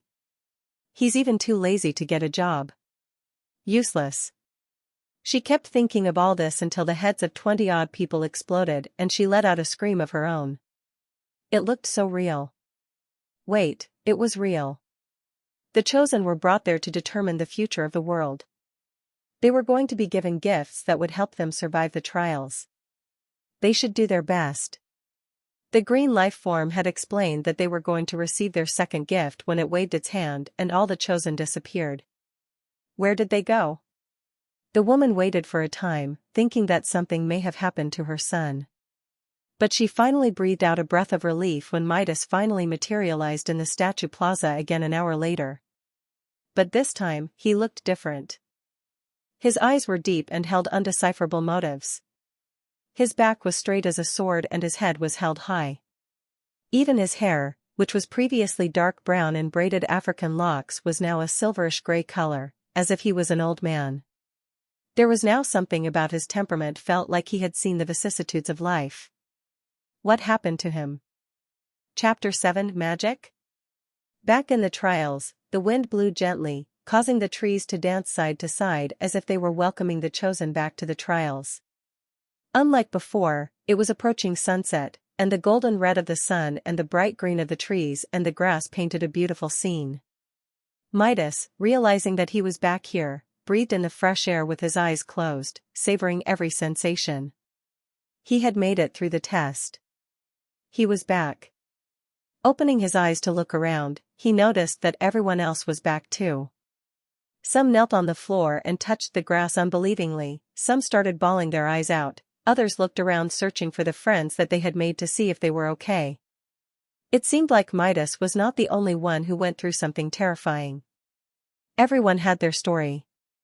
Midas turns his head towards the statue to look for the one being that could give him some guidance and information at this time, the green life form, only to see that where it stood there was currently nobody there anymore. Only the statue shone brightly as it did back then. "Oh wow, we are back," came a voice from Midas' right. It was Julio. When Midas looked closer at him, he noticed that he looked different.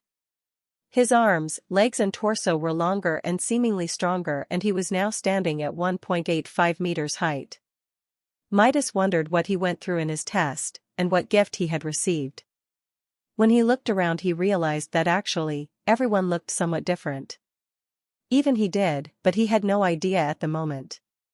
"What happened to your hair, my friend? Did you dye it?" asked Julio curiously. "And what happened to your height? Did you have a growth spurt?" asked Midas jokingly. "Hey man. You have no idea what happened to me. They asked me what I wished for, and I told them I wanted a superhuman body, right? Then they sent me into a world made of skyscrapers. They tell me the rules. If I fall off the building, I die. If I get stabbed by killer robots, I die. I had to run on top of the buildings, jumping from one to another while being chased by killer robots.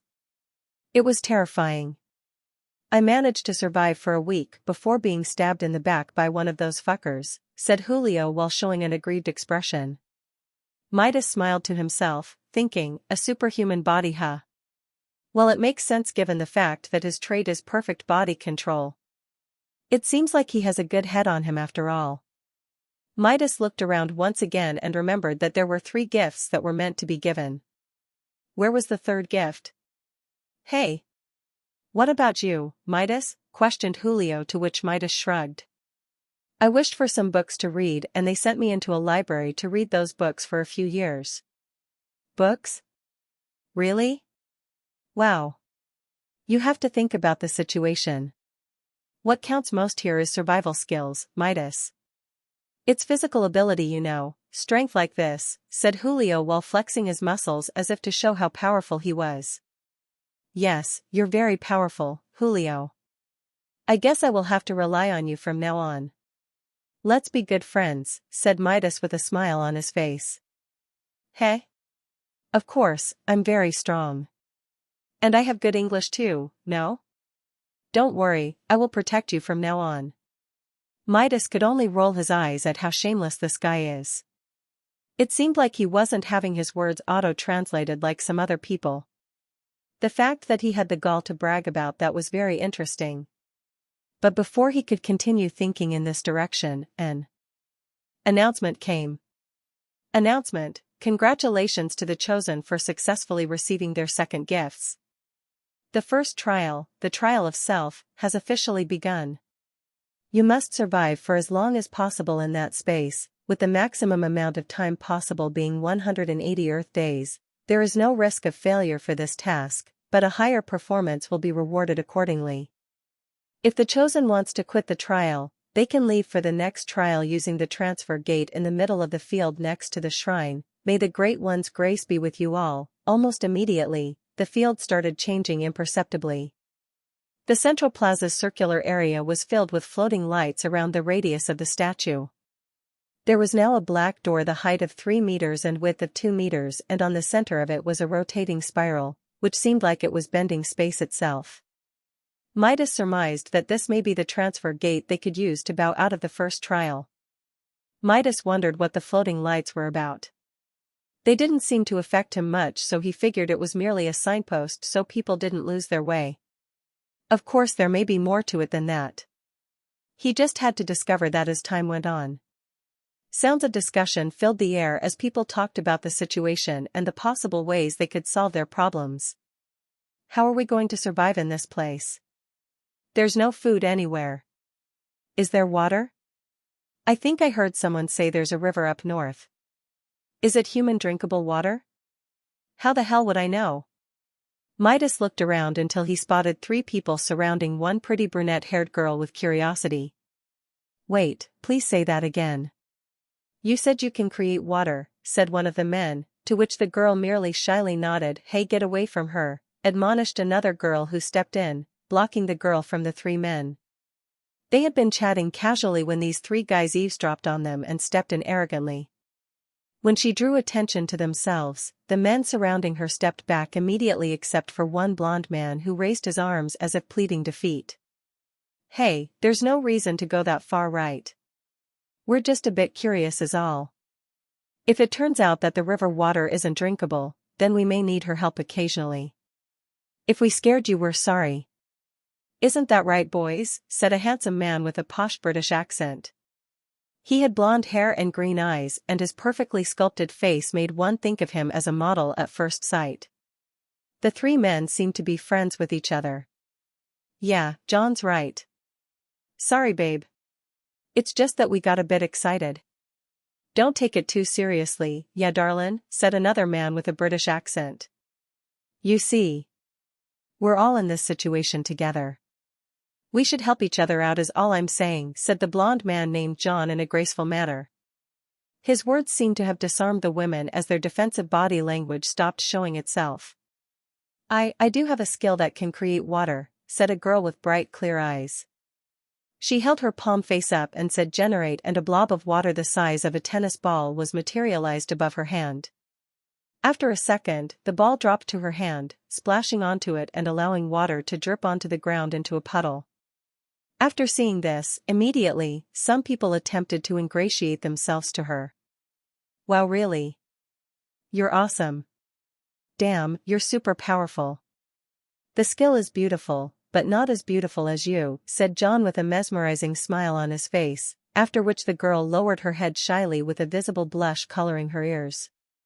The girl blushed visibly while receiving all this praise, And even Julio was impressed as he kept spouting magic. "Hey Midas, it's magic." Midas, though, didn't really care. There were ways of purifying water. One only needed a purification device and some activated carbon. Since he didn't have filtration devices and activated carbon, he could create something similar using a pipe, rocks, sand, leaves and ash. It would do the job to some extent. And considering the possibility of there being a river, even if he didn't have a filtration device, if the river's flow rate was high enough it would ensure that microbes would not be able to procreate, thus allowing the water to be clean enough to drink. There was no real need for magic. Would revealing your capabilities this really early be helpful? Midas thought not. And that blonde guy? Something feels off. Is he using a skill? Thought Midas while shaking his head imperceptibly. Seeing the skill that girl showed brought Midas back to his own situation. He had received some skills too. And he could view them now. Midas thought to himself. Index, and the familiar blue panel showed itself again in front of Midas. Index Network Statistics, Earth Name, Midas Mira AC, 21,300 Authority, Authority of Omniscience, X Rank, Authority of Omniscience, the universe resonates with you. You know all. You are all. Skills, Eye of Truth, LV1, Hidden Divinity, LV1, Destiny Vision, LV1. Gift, Gift of Knowledge, S Rank, the Gift of Knowledge, S Rank, the memory of the world is with you. This gift enhances the ability to communicate with the universe, receive knowledge from it, and give knowledge to it. Skills, Eye of Judgment, LV1, Divine Database, LV1, Memory of the World, LV1. Conditions and states, nature, neutral evil trait, hyperintuitive, old soul mental, Machiavellian personality, narcissistic personality, antisocial personality physical. Stats, dexterity, agility, flexibility, 1.6 strength, speed, power, 1.4 constitution, endurance, health, 1.3 intelligence, memory, reasoning, 9.7 charisma, charm, persuasion, 5.0 wisdom, intuition, adaptability, 6.5 spirit, mental state, character, 4.9. Everything seemed to be in order. He seemed to have lost a few personality disorders. But he gained so much more. Midas smiled to himself when he realized that he had the dark triad personality traits which are often seen in psychopaths. Is he a psychopath now? Probably. He knew why there was such a change. Actually, it didn't take much for him to develop antisocial personality disorder within himself. Midas had learned everything about psychological phenomena, how they come to manifest themselves and how to induce them in himself. After learning this much and being in a situation where he had a tendency to forget himself and his values, he realized that he had the opportunity to rewire himself into a being that would have a high chance of survival in any situation. That meant becoming a cultured and tempered psychopath. Someone who has the capabilities to destroy others, or recreate them in his own image. Someone who uses others however he wants, or allows himself to be used depending on the endgame. A master manipulator with the charm and enchantment to entrap anyone in his plots and schemes. A risk-taker who always seeks to make a profit out of every situation. A master aggressor who knows when to attack and when to defend. A winner. He used his Bible to change the way he thought about himself and reality and in turn manifested the antisocial personality disorder within himself. Midas theorized that there is nothing wrong with psychopaths. It's just that they have a tendency to break rules without guilt or remorse, and that ends up landing them in jail. The way society was built to only accommodate principles of togetherness and unity made psychopaths into pariahs and rejects due to their egoism and selfishness. That was all. Nothing more than a frame of reference of a sheep in a herd of sheep when compared to a lone wolf in a herd of sheep. Sheep can only blame themselves for being weak and tasty. From now on, Midas would be the most selfish version of himself. The most human version, according to his own doctrine. Midas smiled to himself at this thought and continued surveying his stats, which had changed greatly from before. Well, as expected, my physical stats didn't increase much. But every other stat has changed significantly. And these skills? Are these the ones I got from my gift? No way, why are they so high level? I understand rank as being a skill's ability and power with reference to the level of an existence. But level? What even is level? Hey Midas, what are you doing, my friend? Inquired Julio from the side. Midas had been staring off into space for a half a minute now. This new friend of his seemed a bit weird. But he liked him. I'm just checking my skills, you should do the same, Julio, said Midas with a turn of his head and a smile, to which Julio's thoughts fired and he said, oh yeah. Index. Midas turned his head away and stopped paying attention to Julio. He focused on one of the skills and inexplicably a panel popped up above the index with a brief description. Memory of the world, LV1, access the memory of any existence based on some conditions. Whoa. Interesting, said Midas. He thought of focusing on the LV section and a new pop-up was shown. LV, level signifier, a quantized measure of proficiency and understanding in a skill. Level can only be gained by an existence themselves through their own actions. The index merely rates the existence according to certain standards.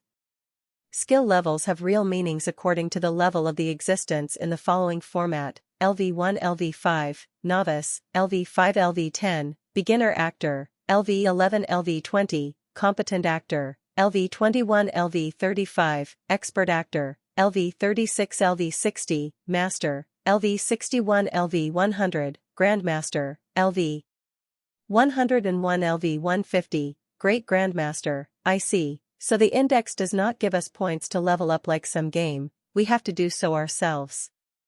Which means that my skills levels will only increase if I use and understand them more. I wonder what would happen if I continue doing so. Do they become more powerful? Can I derive my own skills? I wonder. Before he could continue his musings, he heard some commotion at the front right before the statue, which was now called the shrine. Oh my God, it's the third gift. We found the third gift. Chapter 8, the first holy book. Oh my God, it's the third gift. We found the third gift. Come on Julio, let's go. Quickly, said Midas while pacing forward rapidly in the direction of the shrine. Julio followed him with a blank look on his face as if not understanding what's happening. What? Where? Said someone by the side unbelievingly. The third gift. What's that? Questioned someone with a puzzled expression on their face. Don't you remember what the green man said? There were 3 gifts. The first was the index, the second was the actualization, and the third was some holy book. Ooh. I remember now. Let's go see what's up. Conversations like these were springing up everywhere in the field. Luckily, Midas was already close to the shining statue, which he now knew was to be referred to as the shrine. He saw people clamoring to touch it in any way they could, and then move away with a satisfied and excited expression and figured that was the way to get this holy book. He stepped forwards and grabbed the statue and immediately a blue panel showed itself in front of him. Announcement: Congratulations! You have received the third gift, the first holy book has been received. This can be viewed in the new section called Library under the navigation menu bar at the top of the index. Midas immediately swiped away the announcement after coming to an understanding of its contents. Midas had already called away his index, so he recalled it now, saying index, and then he focused on the new section called Library, which changed the page to an almost blank section: Index, Network, Statistics, Library, 1. The first holy book. When Midas focused on the first holy book, a new panel materialized in front of the library panel. The first holy book, Testament 0, the language of Uzgish. Before reading on, Midas noticed that more and more people had been drawn in by the commotion as he had expected. He poked Julio's side, making Julio flinch with surprise, saying, "EY. What the hell, Midas?" Midas merely pointed at the incoming hordes of people and said, "We should probably leave before we get squashed to death, don't you think?" "Did you get it already?" "Yes, I got it," said Julio after noticing the hundreds of people that were coming towards the shrine. Before Midas could start moving, Julio had already pounced forward, making his way into the crowd. "Move it," screamed Julio while forcefully crashing into people. In actuality, people were crashing into him, and they couldn't stop his momentum at all. The people Julio bumped into lost their footing and fell on the floor, with some getting stepped on and kicked around. After seeing this, the people who were slightly behind ended up making way for Julio. Midas merely smiled while seeing this. Julio may actually be a monster. He followed in Julio's footsteps in a calm manner with a smile on his face, and liked that they made their way out of the stampede. He knew that would happen. Whenever benefits are involved, it's first come first served. It was annoying that he wasn't first, but he had contingencies. If there was only one instance of the Holy Book, he would establish positive relations with whoever got the book. If there wasn't one, but a limited number of holy books, he would try his best to get his own and control some stock. If everyone could get a holy book, then he would just make sure he would be one of the first few and walk away. All three of those options required him to be quick and impartial. This was why he also called Julio. In the case of a limited stock, why have one rare item when you can have two? As an added bonus, Julio's physicality was something he was bound to see on their way out of the stampede. And he was impressed so far. "Haha, Julio, you're crazy," said Midas after getting out of the area of activity of the crowd. He should have at least acted like he was going to get along with them before feigning difficulty and forcing them out of the way. But he just went ahead and forced all of them out of his way. It was comical at that moment, as they looked like pinballs bouncing off his chest. "Haha, I'm not crazy, I'm strong." "Very strong," said Julio in the manner of a braggart. Midas could only shake his head. He was clearly very strong. Midas looked behind him, and from the back it seemed like everyone at the back was pushing everyone at the front forward. Soon enough there would be chaos, maybe even injuries. This was bad.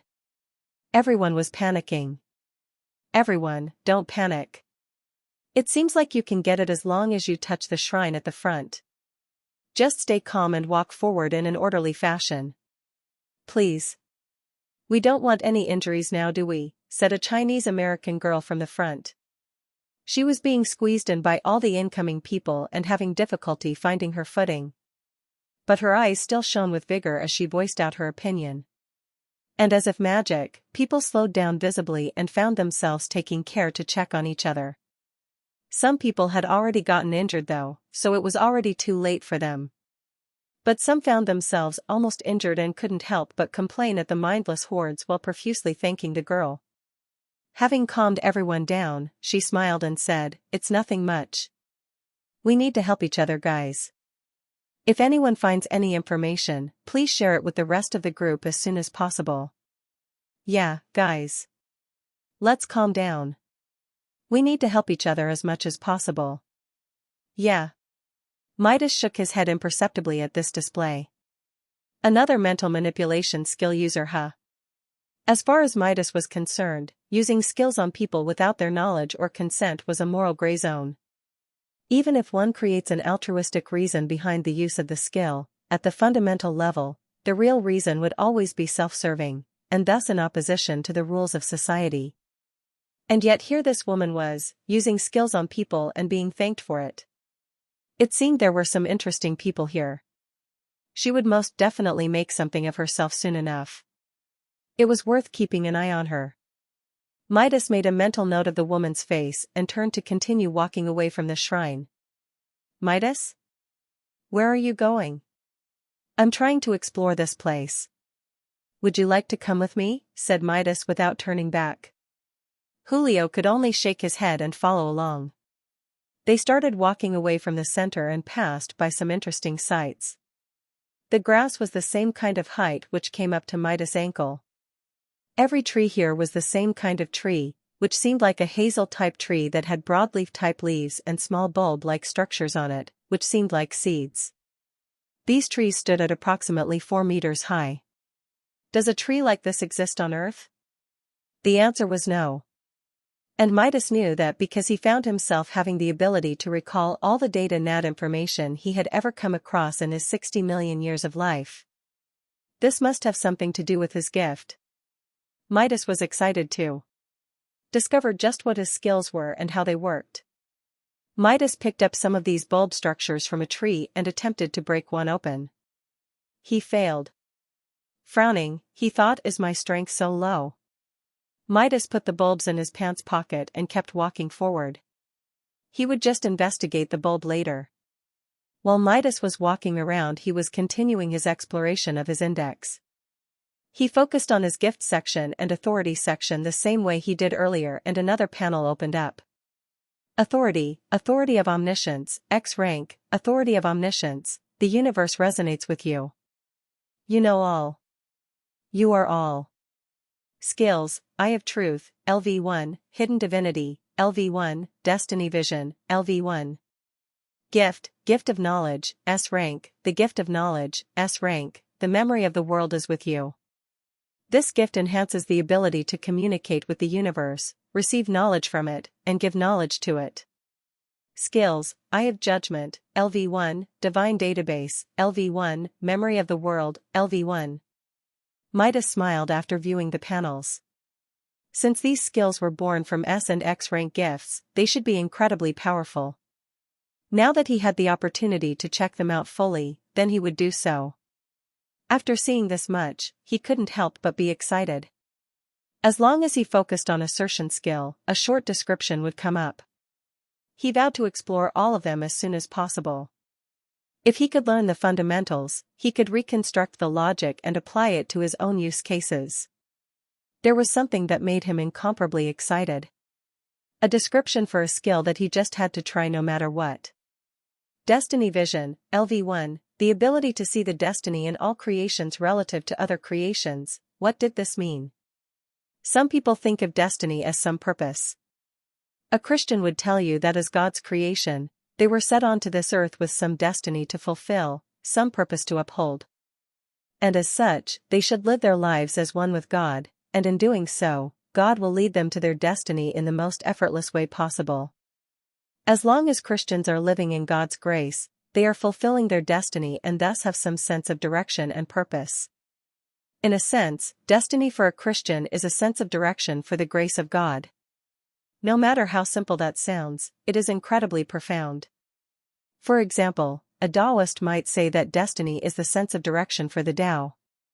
But the Tao can never be known, nor can it be called by name or defined fully, just like God's grace. Midas, as an agnostic person or someone who believes that nothing real can be known about the existence and nature of a God, might think of God's grace as the laws of nature instead. His idea of this would be destiny is a sense of direction for the laws of nature. This nature does not refer to the plants and the birds and the bees, but to all things. From the smallest subatomic particles to the largest red giants in the universe. Everything is governed by laws which we humans are still only stumbling to discover. Now Midas, being given the ability to see destiny itself, was incredibly excited. This was something beyond profound. And according to the description, the destiny he would be seeing would be relative to other destinies. Incredible. He closed his eyes and thought to himself, Destiny Vision, and then when he opened them everything changed. The world was gray. Pure gray. No more colorful trees in his surroundings, no more green grass, just grayness all around him. The outlines of objects and people were slightly darker, but all in all, everything was gray. Except for one place. In a direction to the south, there stood an object and it radiated a golden color that was blinding. That golden color seemed to be calling Midas, beckoning him to come closer. Midas was shocked. He started moving towards the golden color, but then his world turned upside down and he found himself lying on the floor. Midas? Are you okay? You fell down just now, do you need anything? I'm fine, thank you, said Midas with a bright smile on his face. But he currently had a splitting headache, making that smile a bit straining to put on. If it wasn't for his milk coffee-colored skin, he would be looking pale right now. Midas smiled, mocking himself, thinking it is said that if you see the secrets of the heavens, your eyes would go blind. I'm lucky all I'm getting is a headache right now. Are you sure? Asked Julio.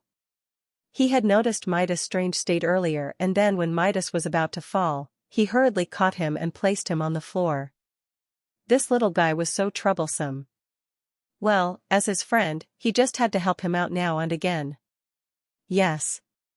I'm sure. "We need to go somewhere," said Midas while pushing himself to stand up.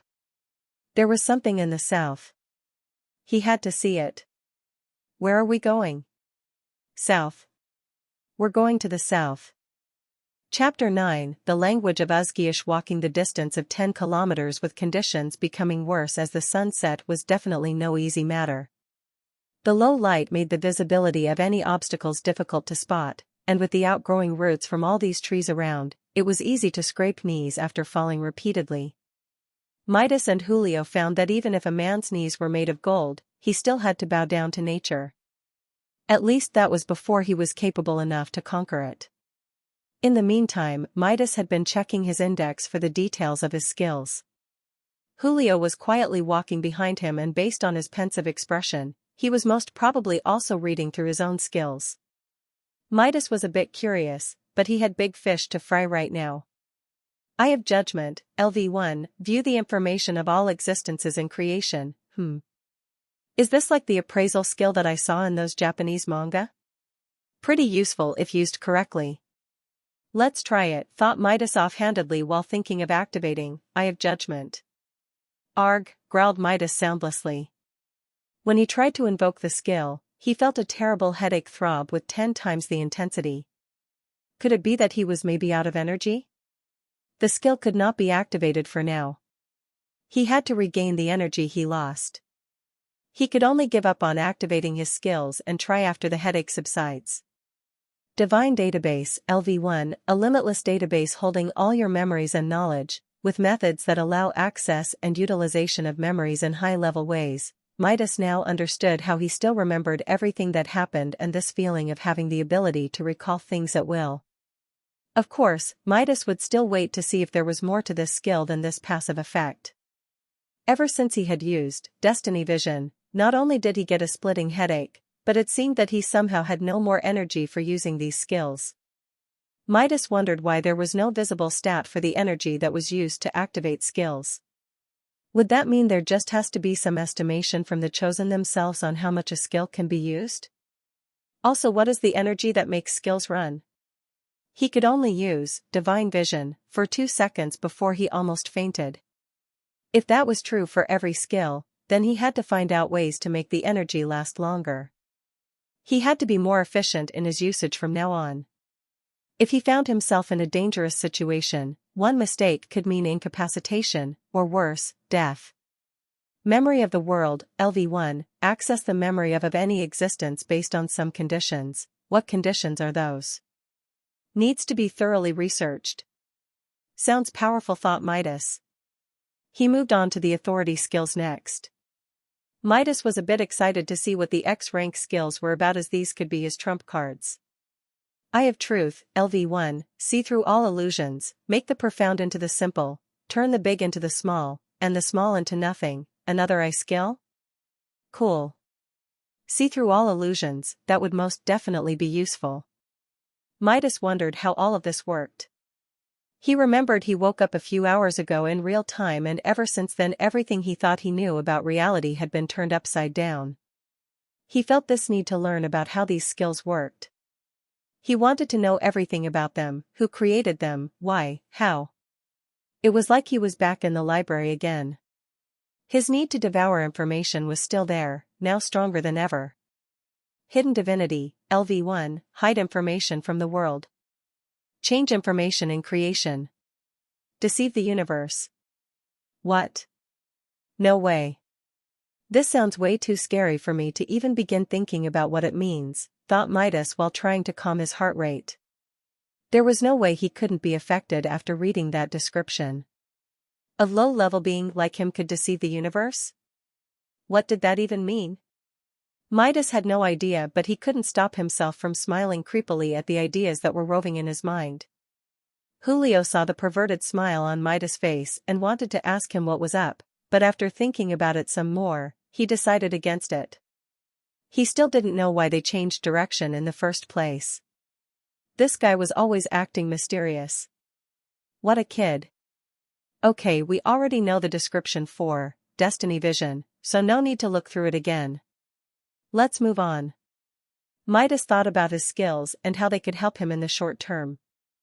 Eye of judgment, and memory of the world would be incredibly useful if they actually showed the information of existences in creation.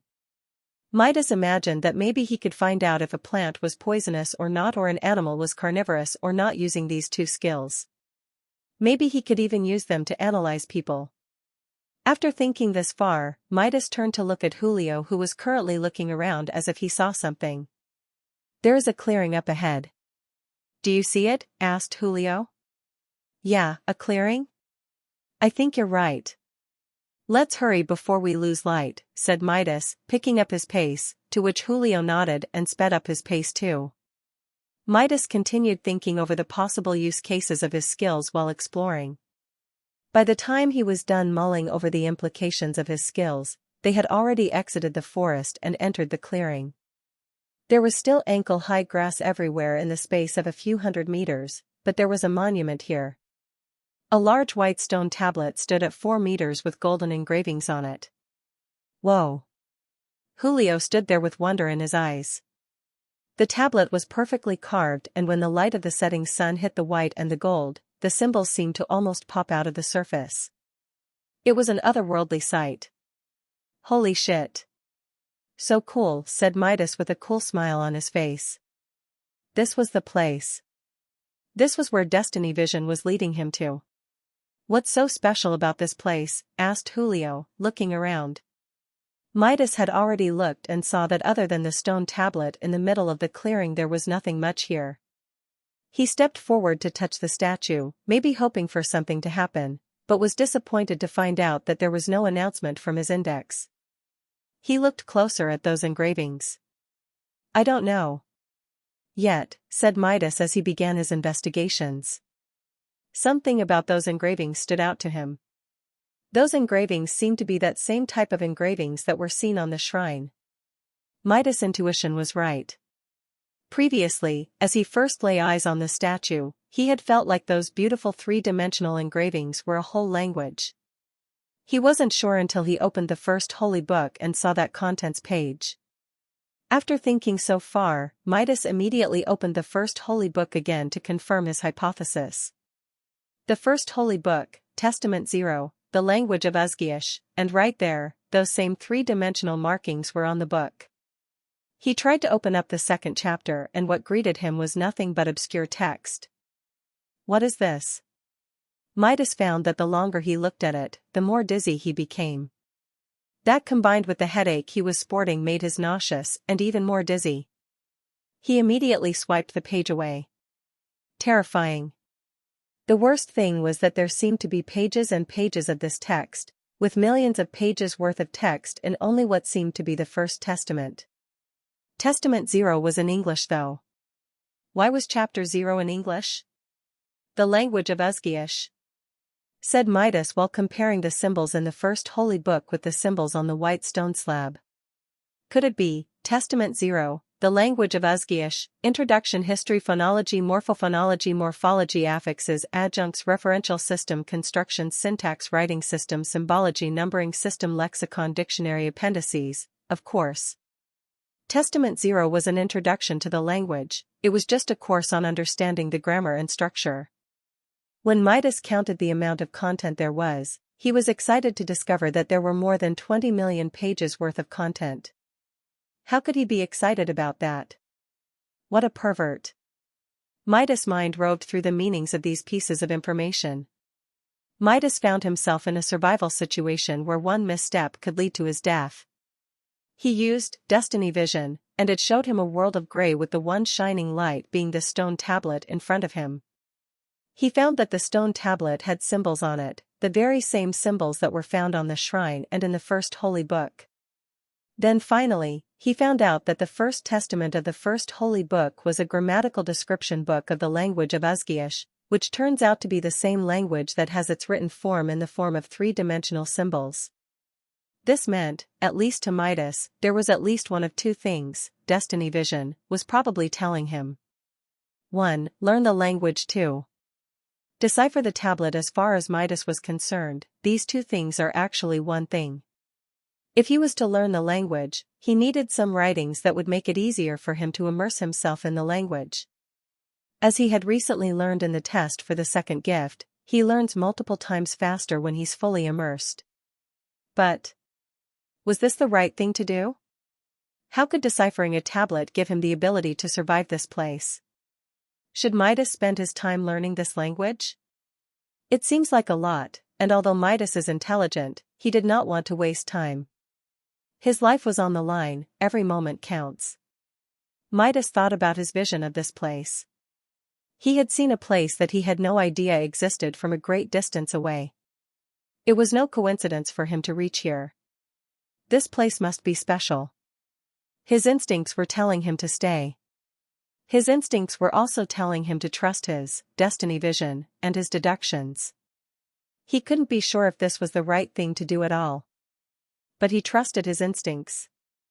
And his instincts were currently telling him that he was in the right place. I think I figured it out. But I'm not sure. Anyway, this is an important place, Julio. Why don't we set up camp here? What do you think? Said Midas while turning to Julio. How do you know? Shouldn't we stay in the north side? I heard there is a river there, we need water to survive. You're right there too, we do need water. And for that I have a suggestion. What if we created a way to collect water and carry it long distance? Said Midas with a mesmerizing smile. You can do that? Asked Julio incredulously. Julio, I won't lie to you, me coming here was just based on my instincts and intuition, but I think this place is important. So I'm going to stay here. If you want to stay with me, then we can work together. If you don't, then I won't blame you. You can go to the north side and live with the rest of them. But I would really appreciate it if you stayed. So? What do you think, my friend? Are you staying or leaving? Midas stood before Julio with a resolute expression on his face. You already know my answer, Midas. You think you can find some good stuff and chase me away, you bastard, said Julio with a big smile on his face. Ha ha ha. Ha ha ha. Oh yeah, did you check out the other pages, Midas? Yeah, the statistics page is basically information on the trial and what is happening inside it, said Midas while willing the statistics page to materialize itself. Index, network, statistics, library, number of chosen, 3000 trial of self, trial 1, the trial of self, number of chosen who qualified, 3000 number of chosen who are currently partaking, 2977 number of chosen who completed, 0 number of chosen who expired, 23.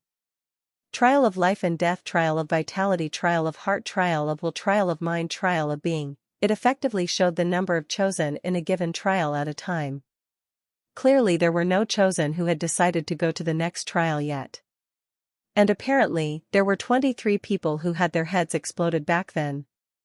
Midas still felt shivers down his spine when he thought back to that moment. Oh yeah, why don't we add each other on our networks, said Midas. He had already familiarized himself with the index on their quiet journey here. He was going to ask sooner or later, and figured that now might be the time to use it properly as a practice on how to use the index to build alliances with people in the future. I was going to ask you about that. It's great that you reminded me. How do we use the network page? Asked Julio, puzzled. Okay, as long as you can navigate to it, then you can see a page there with your name on it, right? I'll do it first while explaining it to you. Midas then navigated to the network page. Index, network, statistics, library, Midas Mira, what he saw was his own name there. After testing things out for a bit, he realized that he could send messages to himself telepathically. He figured this might be useful as a diary of some sort.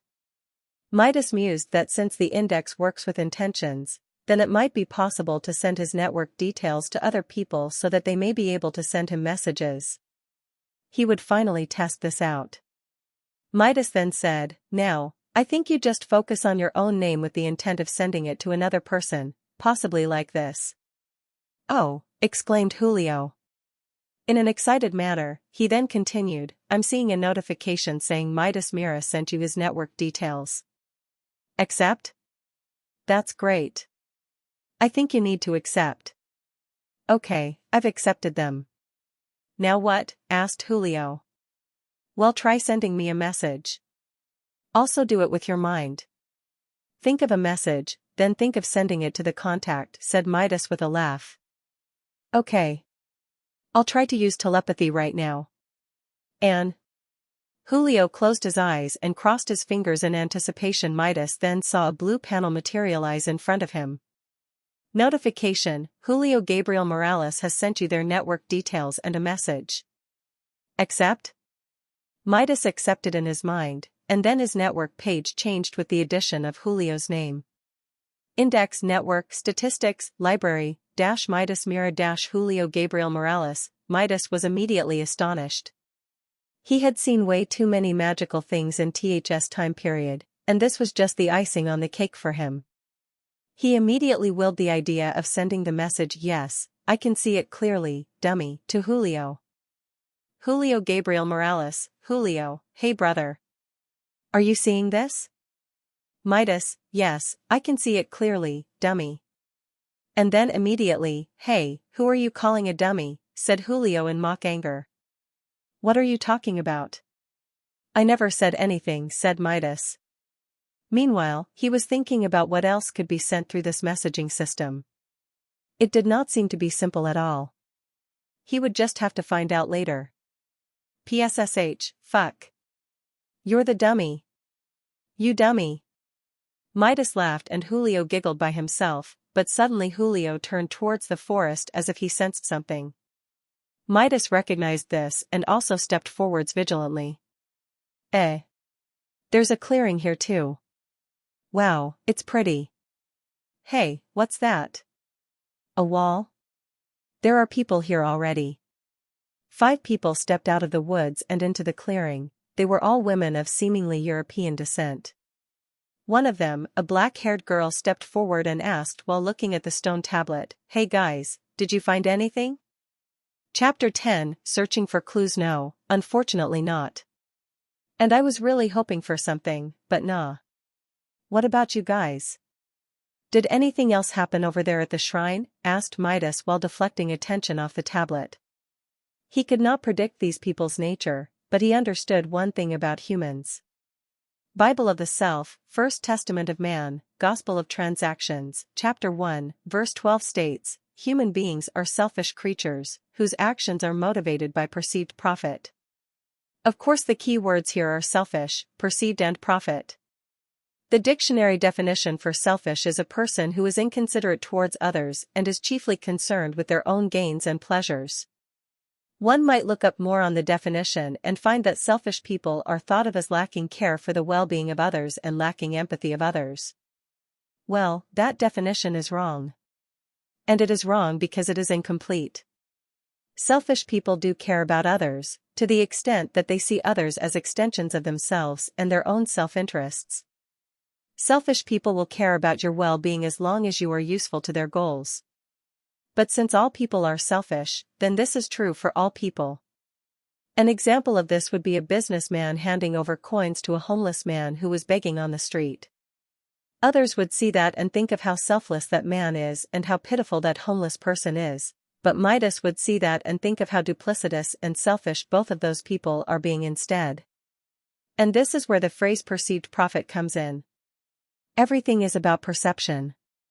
The businessman is exercising his right to superiority and proverbially stepping on the homeless man, while gathering praise from onlookers and himself too. He is such a good person. Look at me. I help the less fortunate. Praise me. He feels feelings of heightened self-worth because of the praise and attention he gets from his actions, and therefore, to him, his actions are worth it. This is due to his perception. The homeless person acts pitiful in front of others to emotionally manipulate them into handing him their hard-earned money. He makes sure people can see him, makes sure that others can empathize with his suffering by being as dirty and smelly as possible, thus evoking an emotional response from as many passers-by as possible. He has no dignity. As to him, dignity is a privilege that he has lost, and so he can act in any way he wants to get exactly what he wants, even if it's through the use of lies and deceptions. This is also due to his perception. And of course, funnily enough, both of these people think they are making a profit. They would never do the things they do if they didn't gain more than they lost. The businessman gained self-worth, and all he had to do was drop some change and act compassionate. The homeless man gained money which would go towards his food or drugs, and all he had to do to get it was act as pitiful as he possibly could. Two selfish people who have no idea that they are using each other to fulfill their self-interests. This is why Midas made it a point to determine a person's nature first before anything. As long as he can figure out what drives a person to act, he can know that person's motivations and thus figure out ways to use them to his own whims. People are so easy to read. They're practically begging to be used. Midas was a person too. That's why he knew. If to be human is to be selfish, then Midas may as well be the most selfish person he knows. Thinking this far, Midas gazed at Julio, who was standing next to him, who was vigilantly staring at these newcomers. Midas was hoping that Julio might become useful in the future. He had to grow their relationship in the right direction. If Julio did not know what was good for him and rather chose to betray Midas, well, that was not that much of a loss either. Midas has been abandoned before, he probably will continue to be abandoned in the future. That was just in his nature. But what was also in his nature now, was the will to dominate. If anyone looked down on him, he would make sure to step on them. Midas would make sure that they know their place. An ant beneath his feet. No, nothing much happened. Some people started forming teams to explore this place. We're just one of these teams. Eh?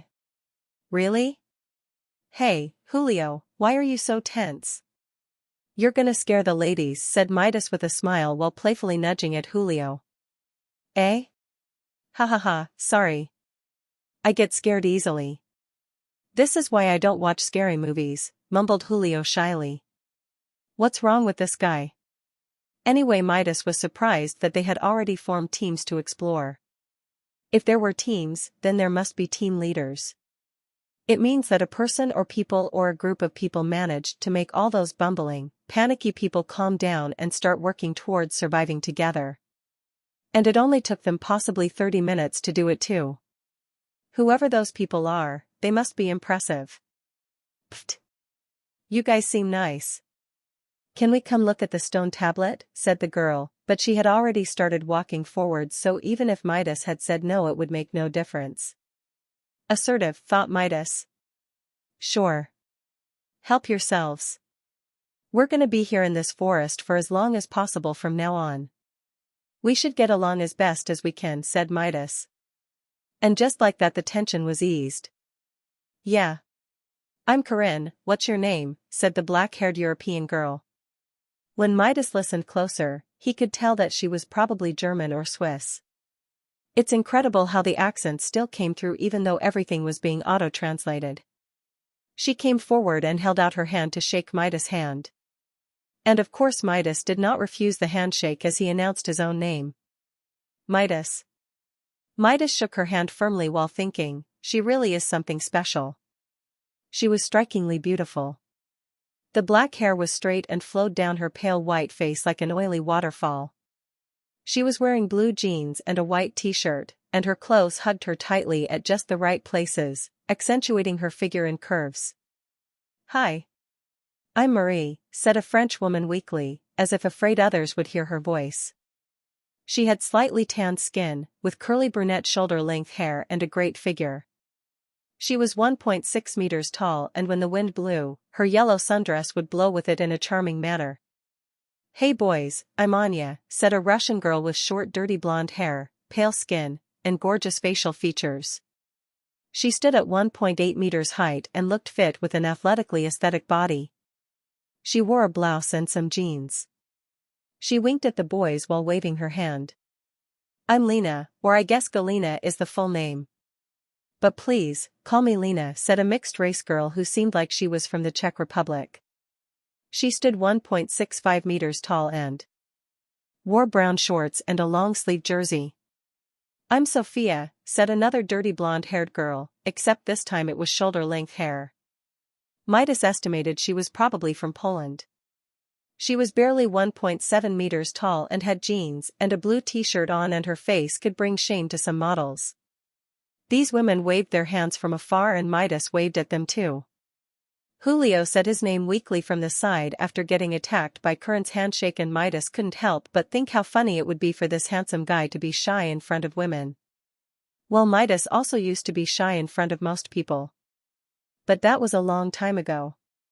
Midas let the girls do their thing while he watched from the back as the girls fondled the statue and felt it up expectantly. Midas knew it was probably the same thing that happened to him at first, and he was right on the money as later on they let go with dejected expressions. Birds of a feather, thought Midas while noticing that all of these women were exceptionally beautiful. Interesting, how people ordered themselves in groups. It's always with people of perceived similar worth. Businessmen hang out with other businessmen. Criminals hang out with other criminals. Beautiful women hang out with other beautiful women. There's no food or water here, complained Lena, who was looking around with a saddened expression. It's just this stone tablet, said Sophia. Who knows, it might be useful, said Maria, to which they all nodded. Yeah, you're right. We should go back and tell them what we found, said Corinne, after which she seemed like she remembered something and said, Are you guys coming too, to Midas? Nah, I don't think so. We'll probably set something up over here and just sleep here maybe. Why?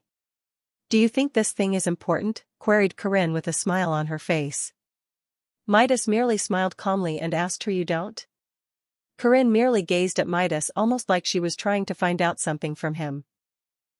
Midas, can you understand these symbols? Asked Anya coquettishly, to which Midas laughed and said with a smile on his face. No way. Do they even mean anything? Yeah, some of the people were saying that it's a language. They said that the first holy book has information on how to understand it, said Maria. Midas had a surprised expression on his face and said, Really? That is interesting. Well, more reasons for me to stay here, I guess. Okay, I guess we'll get going, said Corinne while walking away. The rest of the girls followed her and waved back their goodbyes. Okay, I'll see you guys later. Bye guys. Bye. Till next time. As the girls walked into the forest, Julio waved back too, with an embarrassed and flustered expression on his face. What is wrong with this guy?